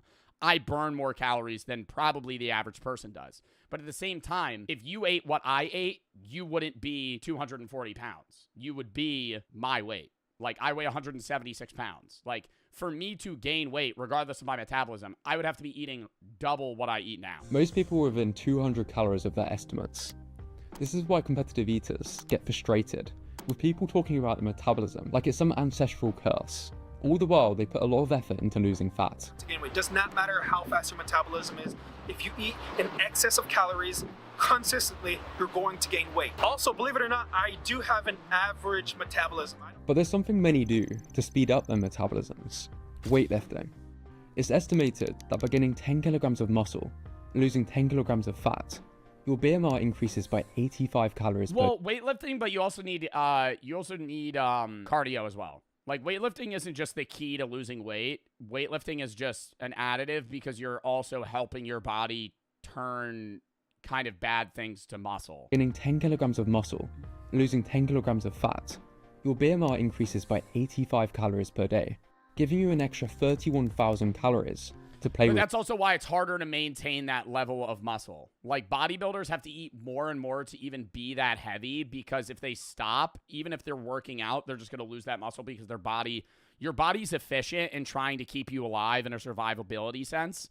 So if you're like fucking 220 ripped with a 4% body fat percentage, your body's reading that as, unless I'm literally using all of this energy every day, I'm wasting it. So they'll just start shedding muscle similar to fat. Over the year. Although I'm not some muscle-bound juicehead, what mass is on my body is mostly muscle. So to sustain my body weight and that activity level, in addition to keeping me alive, my body needs more calories than somebody who doesn't weight train. Competitive eaters may burn a few hundred more calories per day, but there's no way this could ever offset weekly 10,000 calorie challenges. So I wanted to find out how they eat outside of competitions. Most of what I've always, whenever I've looked into like random YouTubers that I watch that'll comment on it, sometimes they always say they eat like just a metric fuck ton of vegetables because it also helps expand their stomach. Really? Yeah, because vegetables are low. Oh my God. Vegetables are low in calorie, but high in density. If you eat a fucking bag of broccoli, you're going to be full, but you've eaten 400 calories, comparable to somebody that's eating like cheesecake, which isn't really going to fill you as much. It's just a calorically dense food. If you want to lose weight, the best thing you can do is eat low density, not trying to show my feet, low density foods. Or no, high density, low calorie density food. Apple number 2. prepare at home is raw fruits, fresh vegetables, a lot of lean meats. Routine after contests is to eat super high fiber. Is that I focus a lot on vegetables, maybe like a lean or a fat-free dairy. Otherwise, I kind of just fill the gaps with whatever else works. I am massively into eating clean, and then when it's time to throw down, then I go in on the food. Oh. When it's time to throw down, Dude, what is that? Is that 3 full boxes of Reese's Puffs? That is disgusting. I think Reese's Puff cereal is one of the most overrated cereals, number 1. They're not that good. They're not that good. It tastes like a bad Reese's cup. I would rather just have a Reese's cup. No, because listen. If you actually look at the calorie information about a Reese's Puff, like Reese's Puff cereal, one bowl of Reese's Puffs is almost the same as like a Reese's Cup. I would rather have one Reese's Cup than a bowl of Reese's Puffs because the level of enjoyment is higher in a Reese's Cup. The time of enjoyment's lower, but a Reese's Puff is like low grade fucking enjoyment. It's just like it tastes like shitty quality cereal. I don't know, man. I would rather just have candy. Then I go in on the food. Oh my God, she actually has actual Reese's Cups in there too. You know how much that would spike your heart rate and your blood pressure? That would be like, I feel like I would have a heart attack after that. Then I go in on the food. My daily diet consists of a lot of vegetables, fruits, low-fat proteins, but a lot of microdense foods, and I, in fact, actually enjoy... Oh, what did I say? Eating, like, salads and broccoli. Oh! Broccoli, bitch. Yup. Yo, get into making broccoli, chat. I've been eating broccoli way more. I eat broccoli probably 4 days a week. You just oven bake that shit. It's so easy. Gets a little bit of oil. Dude, I'll spray that shit with Pam. I'll just go shh, like a thin coating over all of it. Salt, pepper, garlic powder, maybe like onion powder. Throw that bitch in the oven 425 for 25 minutes. Take it out, crispy. Put it in a Tupperware bin. Easy. It's that simple. I just did it with Brussels sprouts too. Oven bacon vegetables is the easiest thing in the world. Green beans, corn. Healthy eating, great. But how exactly is this helping them lose weight? Butter's terrible for you. I eat a lot of olive oil, which is bad. That's like the one bad thing not the one bad thing. I eat a lot of fucking sugar. I eat a lot of sugar. I eat Uncrustables every day. I think I am getting a little fatter from it too. I'm gaining weight in the stomach region, but I don't care. They're so damn good. Oh, they're so damn good. A fucking raspberry Uncrustable. Say Tupperware. I say Tupperware. I know it's not Tupper, but I say Tupperware. I just say it quickly. Do you like tuna melts? Fuck no. Anyways, I eat a lot of fruit, a lot of sugar. But what was I just saying? I forget what I was saying. Oh my God. We were talking about vegetables. What did I say? Bro's hammered? Yeah, you're hammered? Dude, I'm one baffle in. How I'm gaining weight. Before that. Oh God, dude. Yeah, this is the weed brain, man. You're so hammered. Yeah, I like sugar. I said that after. Oven-baked broccoli. Yeah, dude, you just got to make vegetables, though. Like, just like a big batch of vegetables. Oh, butter's bad for you. Yeah, no, in New Jersey, I mean, it might be because everybody's an Italian. I don't know for sure. But New Jersey does have the highest density of Italians, and Italians love olive oil. I eat every meal I ever make. Like, every meal prep I have, something's getting olive oil. Always. Extra virgin olive oil. Always. Like 3 tablespoons in a thing of chicken. Olive oil's gas. Dude, it just makes everything taste better. Wait. Your body does reflect what you do over 90% of the time, and I am probably a competitive eater 4 days of every month. The average competitive eater doesn't eat like this all the time. In fact, was that a grandma ripping dogs? Most do around 1 challenge per week. The single most important factor, and I can't stress this enough, when it comes to gaining weight or losing weight, is the amount of calories you consume over time. This makes it a simple equation. To maintain my weight, I need to eat roughly 18 to 20,000 calories per week. So if I film a restaurant challenge that's, say, 7,000 calories, I know that throughout the rest of the week, I have 11,000 calories to play with. On their off days, they'll drop their calories to prevent weight gain. To fill their larger than average stomachs with few calories, they volume eat. It lets me eat a large amount of food without having to consume a large amount of calories. Take this example. This is what 1,000 calories of strawberries looks like next to 1,000 calories of donuts. Competitive eaters opt for very high volume foods to stay sane while in a calorie deficit. 2¼ pounds of salad. It's rich in protein, really good macros. Basically, I'm eating this entire meal for roughly 1,000 calories. I'm gonna have a take here. I hate when people makes their own salad. Do what you want to do. Like okay, this is what I do I don't like salad that much. Maybe that's why. When I meal prep, I'm making broccoli, asparagus, Brussels sprouts, green beans, like mushrooms, peas. Like I'm doing just vegetables that I would eat alone, you know? Like that's it. Like I'm just eating vegetables in their whole, it'll fill half my plate. I'll just eat a pound of broccoli. I'll just half a pound of broccoli. Like I'll just eat a shitload of broccoli.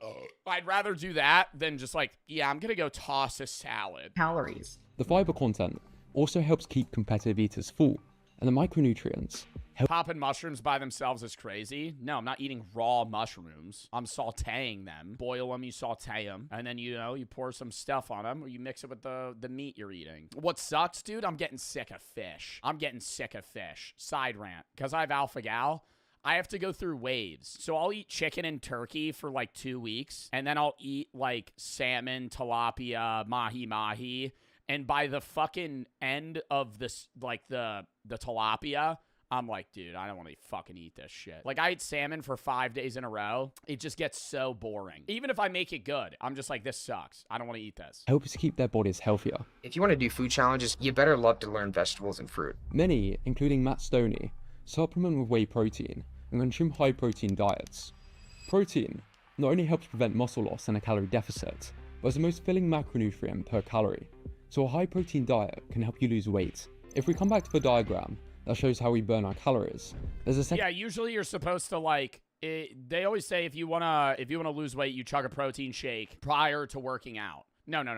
Prior to eating. Like, if you want to eat less, you drink a protein shake, then eat. If you want to eat more, you eat, then drink a protein shake. Because the protein shake's going to fill you. Like, right before I went live, I drank a protein shake. On an empty stomach, though. And now I'm drinking beers. So if I have the bubble guts later and I run to the bathroom, it's because I have the shits. called T. We got a ticking time bomb at about a T-minus 1.5 hours, though. So we should be fine. Yeah, which stands for the thermic effect of... You know milk products have alpha-gal? All milk products have alpha-gal. It doesn't affect me, though. I'm lucky there. I could eat cheese and milk. A lot of people that have alpha-gal can't eat cheese, gelatin, dairy, or any of that shit. I can. I just can't eat beef. I can't eat beef, lamb, pork, any mammal. Any of the meat I can't eat. But like cheese and yogurt and stuff, I can eat. It's fine. How can you? It's not enough alpha-gal to trigger it. Food. It's the amount of calories your body burns. What's alpha-gal? I got bit by a tick in Virginia, and it gave me a red meat disease. Breaking down foods. I'll go into anaphylaxis. It typically takes more energy. But like 6 hours later, it's when I digest it. To break down protein in comparison to the other macronutrients. This seems to also be the case for nutritious whole foods versus ultra-processed foods. So the thermic effect of eating a... Well, you're just lying? You think I'm lying that I have that? Why would I lie about that? You think I'm lying that I have alpha-gal disease? Why would I ever say that? But what a random thing for me to lie about. Is it curable? No. I have to get blood tested every year. I go to an allergist that specializes in it, and I gotta get a blood test. And they check my like antigens for it to see if it goes down. And at some point, they might be able to reintroduce it. The allergist told me, I was like, should I not be eating cheese and stuff? She was like, well, if you're not having a reaction, don't stop eating it. Because if I stop eating it and then get back onto it, then my body might, like, trigger a reaction. High-protein diets with lots of whole foods is another very small factor, helping competitive eaters maintain a healthy weight. But let's not get distracted. It all comes down to calorie balance. Makes sense. But if this is the case, what about practices before competitions? And the many comments suggesting they have more disordered habits. We'll get to that. But first, we need to explore their cardio, because they must do tons of it, right? I can't think of anything worse than getting on a treadmill and just sprinting for, 15 minutes. I don't do any crazy amounts of cardio. I go to the gym, I purposefully lift my weights, maybe 4 to 5 days a week right now, and that's it. Surprisingly, many competitive eaters do very little cardio for weight loss. Cardio is overrated for burning calories for most people, which is why it represents the smallest amount of calories burned per day on this chart. It's not at all necessary for fat loss. That's not to say competitive eaters don't do cardio. I'm usually doing between 3 to 4 hours of actual training, and that's endurance training, so... Yasir Salem is another competitive eater, an endurance athlete. His energy expenditure chart probably looks more like this. This is how He burns 5,000 calories a day. The most decorated Olympian of all time, Michael Phelps, was able to maintain his weight, eating 8 to... Like, why he pull down his pants to that? Olympian of all time. Like, what are we doing there? Michael Phelps was able to maintain... Is that to show off the V line? ...his weight, eating 8 to 10,000 calories per day. It was brutal. Brutal. But aggressively swimming after a 10,000 calorie curry is likely to result in embarrassment and a ban from your leisure center. Dude, if I shit myself in a pool after farting, I would never I would go into a cave. I would become a hermit. Dude, shitting yourself in a pool? Oh my God. Even if you run an extra 10 kilometers every day, it's only an extra 600-ish calories. The equivalent of this much peanut butter. Which is why most competitive eaters if they do any cardio at all, are more moderate, with Joey Chestnut claiming to run 2 to 3 times per week to help him push the boundaries for human hot dog consumption. Doing cardio helps me with my breathing during a contest, but I don't depend on cardio to burn calories necessarily. I try to get into a calorie deficit. Because while it's a helpful fat loss tool, competitive eaters like to use a much more sustainable fat loss accelerator. But I don't do anything any crazier than going for regular walks outside for cardio. I walk a lot every day. NEAT represents a large proportion of the calories we burn per day. Non-exercise activity thermogenesis is the calories you burn from fidgeting, walking, and any Bro, yo, literally the method, if you're next time you're on the phone, just walk around. I have to do that, by the way. If I'm ever on a phone call, I'd be walking, just in circles. Sorry, the baffle's coming up. activity that is an exercise. There's a reason in bodybuilding. It's just it's like more stimulating. Yeah, Brady said I always do that. Oh, Brady knows I do that too. When me and Brady will have a Discord call about like some stream shit, and if I'm not on my PC, I'll literally he'll just watch me just go like,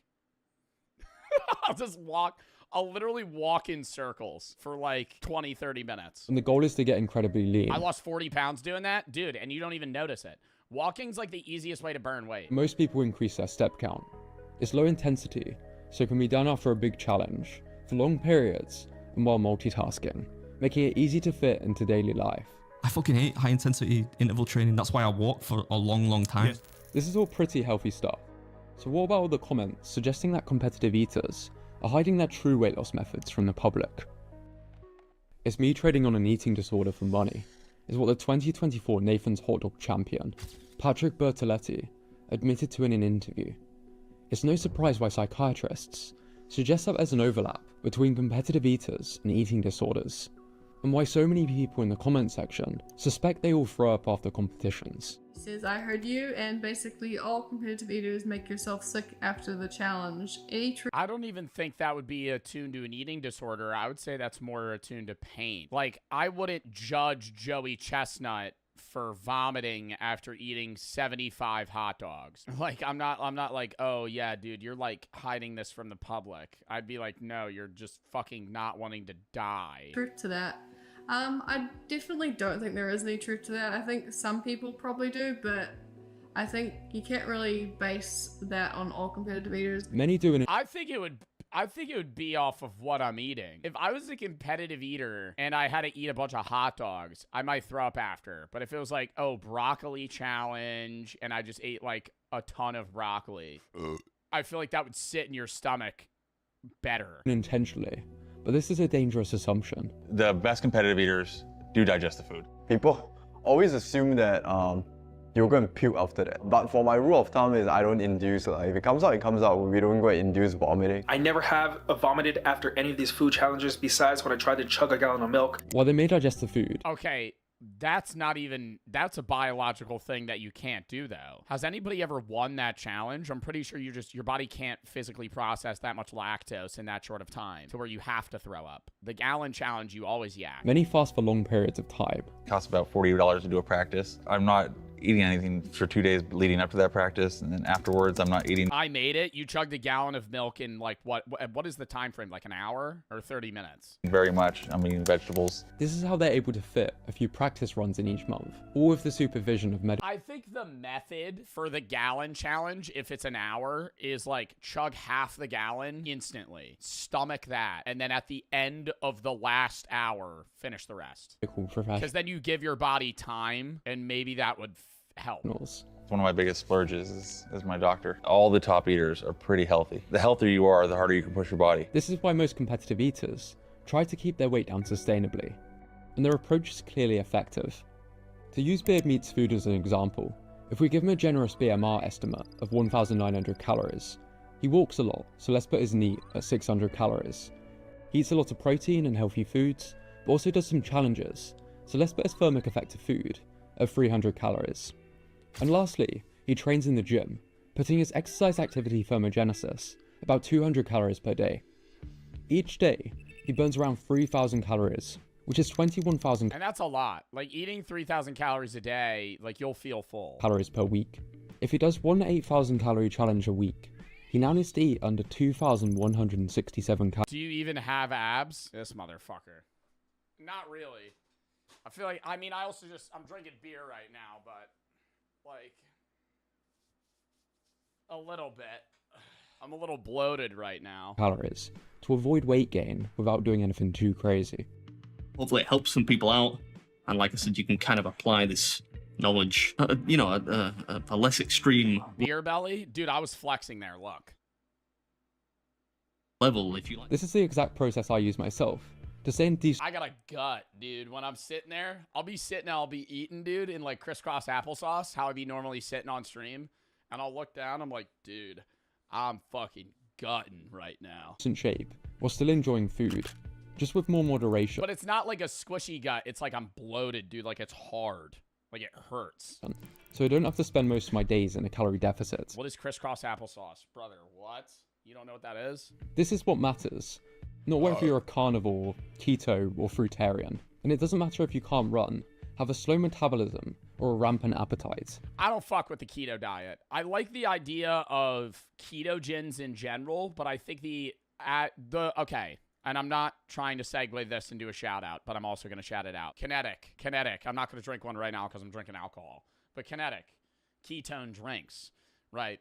Because they can help you. Ketones in general can help you, but getting your way to ketosis and kind of forcing your body to only eat like fats and proteins and no carbohydrates is kind of scary because then you might be lacking the nutritional needs that you could get from things that have carbs, like a lot of vegetables and fruits. But ketones in general aren't bad. It's just like the way you get into ketosis is unhealthy, to say the least. But yeah. There's something everyone can do. The point is... What's Kinetic? The drink I'm partnered with? I was drinking them before. Code JOB, wrong way. Code JOB, 15% off. Bunch of drinks, 0 sugar, no caffeine. They have 12 grams of ketones. Supposed to like induce calm, energy, focus, helps improve brain activity.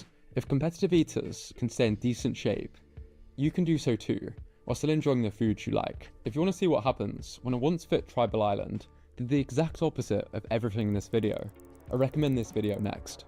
Oh, Naru. I think we watched a video about Naru, actually. All right, I gotta piss real quick.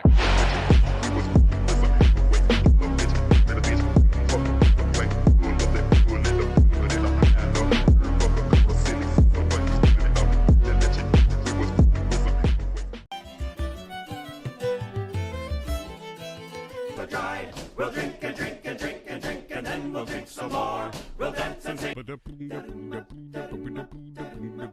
Let's get into the fucking videos. First video, this was actually sent to me on Discord. One day in the coldest village on Earth. 7 a.m. Kirill Petrov, the man of the house. The first thing that he does every morning is to heat the house with a wood-burning stove to keep his family warm on the ice-cold morning in Yakutia. Yakutia. Drinking water in Yakut village is precious. There are no water treatment facilities because the pipes freeze during the long winter. So ice is the main source of water. Kirill and the villagers... Oh, that's ass! You have to drink water, you have to f***ing melt it? Why can't they just grab snow? Is that a dumb idea? Is that a dumb thing that I just said? It can be covered in air pollution? Damn, bro. I'm eating f***ing air pollution. I'm not even lying. I used to do that all the time. Meanwhile, Kirill's wife Lyubov is making delicious and traditional breakfast, gyurchakh, whipped cream with a strawberry jam which was harvested during the summer. In Yakutia, due to the harsh climate, it's almost impossible to grow fruits and vegetables, so most of the Yakut desserts consist of dairy food. That would blow dick if you were lactose intolerant in Yakuza. Everything they eat is dairy. Imagine you're born and you're fucking lactose intolerant. You're allergic to milk. You would die. You would literally just die. Aryan is 9 years old and attends the local primary school.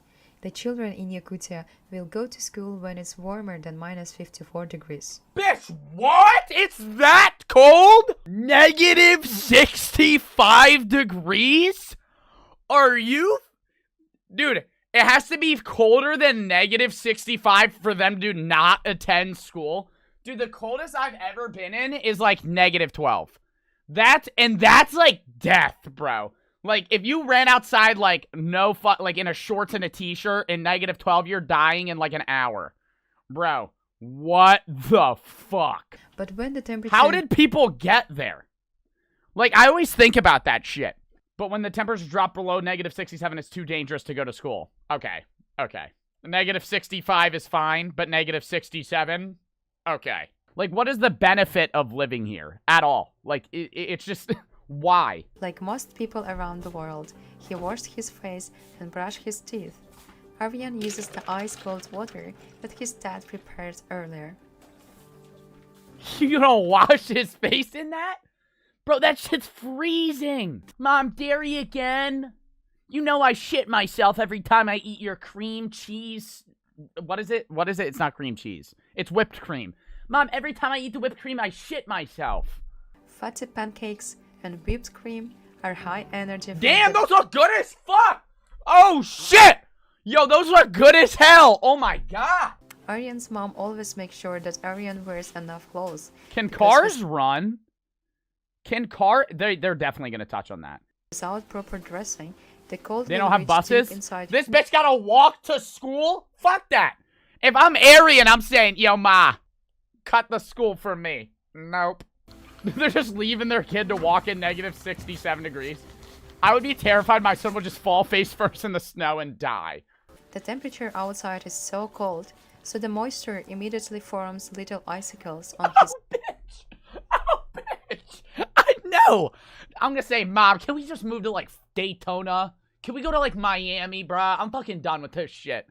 The cameramen don't help him. He falls face first in the snow and just dies. And they're like, they just zoom in. Fatalities are common in Yakuza. Yeah.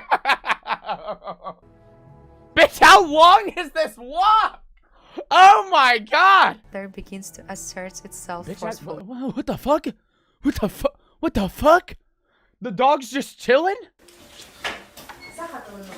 I was gonna say, their classes are definitely small as fuck. Eating regularly is essential to increase energy in the cold winters for little Yakut. I'm sorry, but I'm not happy with that, bro. I'm sorry. Like, I'm not happy with that. I get 1 egg and half an apple. My lunch is 1 egg and half an apple. I'm not happy with that. And after all, it takes too long to dress up again. Finish your apple, Adrian! Fuck! Oh, this looks fucking awful. Yo, this... Oh my god. It looks so cold. They're eating ice cream at fucking... They're eating ice cream when it's fucking -60 outside. Oh my god. People bitch at me when I eat ice cream when it's like 40 out. Same Damn, as they got this kid working? Fuck! Aryan knows from early age that daily work is necessary to survive in such extreme cold. Damn, they got this motherfucker chopping wood at 9 years old. What was I doing at 9 years old? Playing on my DSi. I was playing Mario Kart. Dude, can they tell me how they start the cars? After the work is done, Aryan rushes to the toilet outside. In Yakutia, there are no indoor toilets because the pipes freeze easily. Everything happens outside is done very efficiently. Count me out. That's the one thing. No. Count me out. Count me out. Count me out. They gotta shit. If I gotta shit in an outhouse when it's -60 degrees outside, I'm done. I'm not getting all my snow gear on to forcefully press out a shit while I'm uncomfortable, while my balls are fucking freezing off in a fucking outhouse. Is it heated? Probably not. Oh, and then I'm gonna be rushing, wiping my ass. You might not get everything. Oh no, that's a hard pass. Oh god damn. Fishing and hunting are important sources of food in Yakutia. They can't buy food? Bitch, they gotta fucking do everything themselves? No! At the beginning of March, it's the perfect time for kuyur, which is traditional ice fishing. That ice is probably like fucking 8 feet deep. Oh, the ice just doesn't end. Using their rods and nets, they start fishing. Or are they just opening the hole up? I was gonna say, why are they putting fucking some shit down right there? Aryan Imagine how cold it would be if you fell in. If you fell in that, you're dying. Like, you are most definitely dying if you fall in this. After a few hours, finally, Aryan has caught the fish. Oh! Bitch, I was so confused. They don't have fishing poles. They're using fucking nets. And they're scooping the water around. I did not understand that. We can always find Dude, I want to know how they drive cars! This is because the temperature needs to be over 100 degrees in the steam room. Oh, they do have steam rooms. It takes around 5 hours of heating. That's why people here are only able to shower once a week.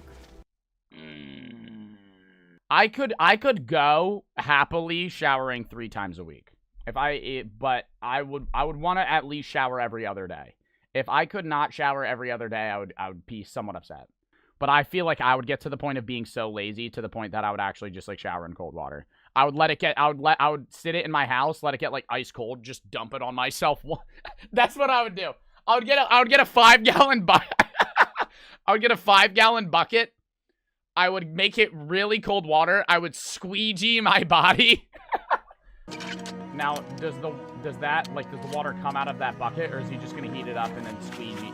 This will be the most depressing shower if he has to like squeegee his body. It's finally ready for showering. The temperature inside the bathhouse is around 100 degrees. Isn't that like deathly hot? The temperature in the bathhouse is 212 degrees. It's incredibly hot, but very satisfying, especially when it's minus 50 degrees outside. Isn't that like killing you? Like what? 200 degrees, dude. If you've ever sat in a hot tub is like what? 103. That shit's like burning. Twice that. That's literally almost boiling, bro. Adding more wood to make the bathhouse hotter? Are you insane? The heat and humidity of a steam room help to relax, boost your immune system, release tension, and also it helps to burn up to 300 calories. Oh my god, he doesn't... Dude! This is just making you sweat! I feel like this would make it worse. He sits in a steam room. I would be sweating my balls off. I would come out more fucking gross than before. When Vitaly finished his showering, he hurries back home, straight to bed and sleep like a baby. How about you guys? What are your showering habits? Not that. No. Fucking hell. Car. I'm looking up a car. Celsius. This is not the video. I thought this was the video. Okay, never mind. This isn't Al. Who the fuck sent me a video in a different language? Okay, no, there's one. Oh my god, there's one in English. Oh, thank fuck, there's one in English. This is the city part of Yakutsk. Would I live here? I gotta see how the city is. No. The boiling water is about 212 degrees Fahrenheit. Oh, it immediately becomes ice. It instantly turns into ice crystals. Wow. The lowest air temperature ever measured in this region is negative 90. You try to dry out your fucking clothes and they just stand there. 16 degrees Fahrenheit. It is as if it belongs to another planet. A banana left outside can turn into a hammer in minutes. People cannot wear metal frame glasses here because the metal could stick to their skin. And if they wanted to take off their glasses, their flesh might be teared out. This is a piece of meat that looks very much like human flesh. Let's just put it in contact with metal.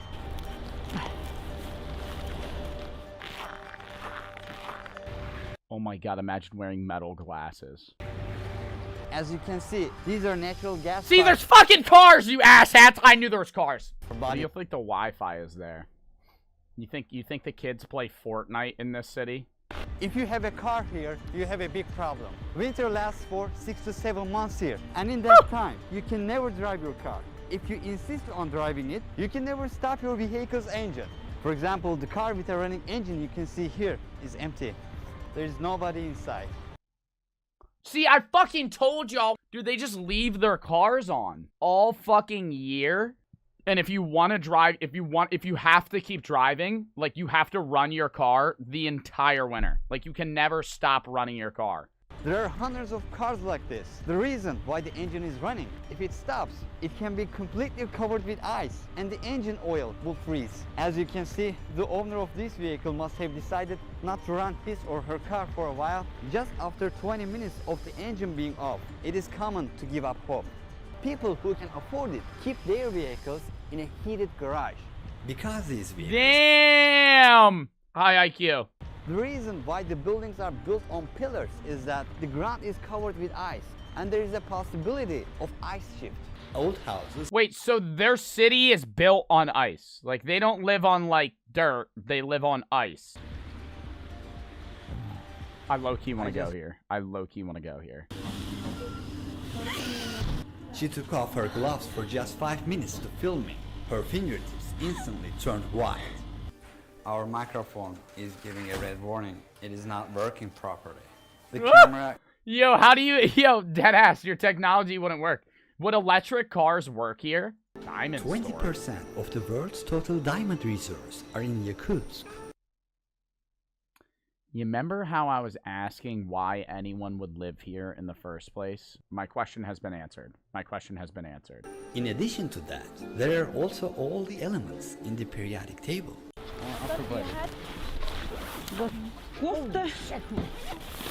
Bro, she's got like 10 layers on. They stand on such first, they do not feel the cold coming to their feet. Oh, shit. There are only such dogs here. Unfortunately, cats cannot survive. Only mammals. Fuck cats. I'm not, yo. The scariest thing about being on the road is that people whose cars break down have a risk of dying if they cannot fix it within 30 minutes. Otherwise, engine oil under the hood freezes in minutes. If people get stranded in these rural areas with no phone signal, You they would have just die. Like, you would literally... Like, this is like one... Like, you could be in... Like, you could actually just die in this city. Like, if you're transferring between two cities and you're, like... Even if you're only, like, 5 miles away from Yakutsk, dude, your car breaks down, you die.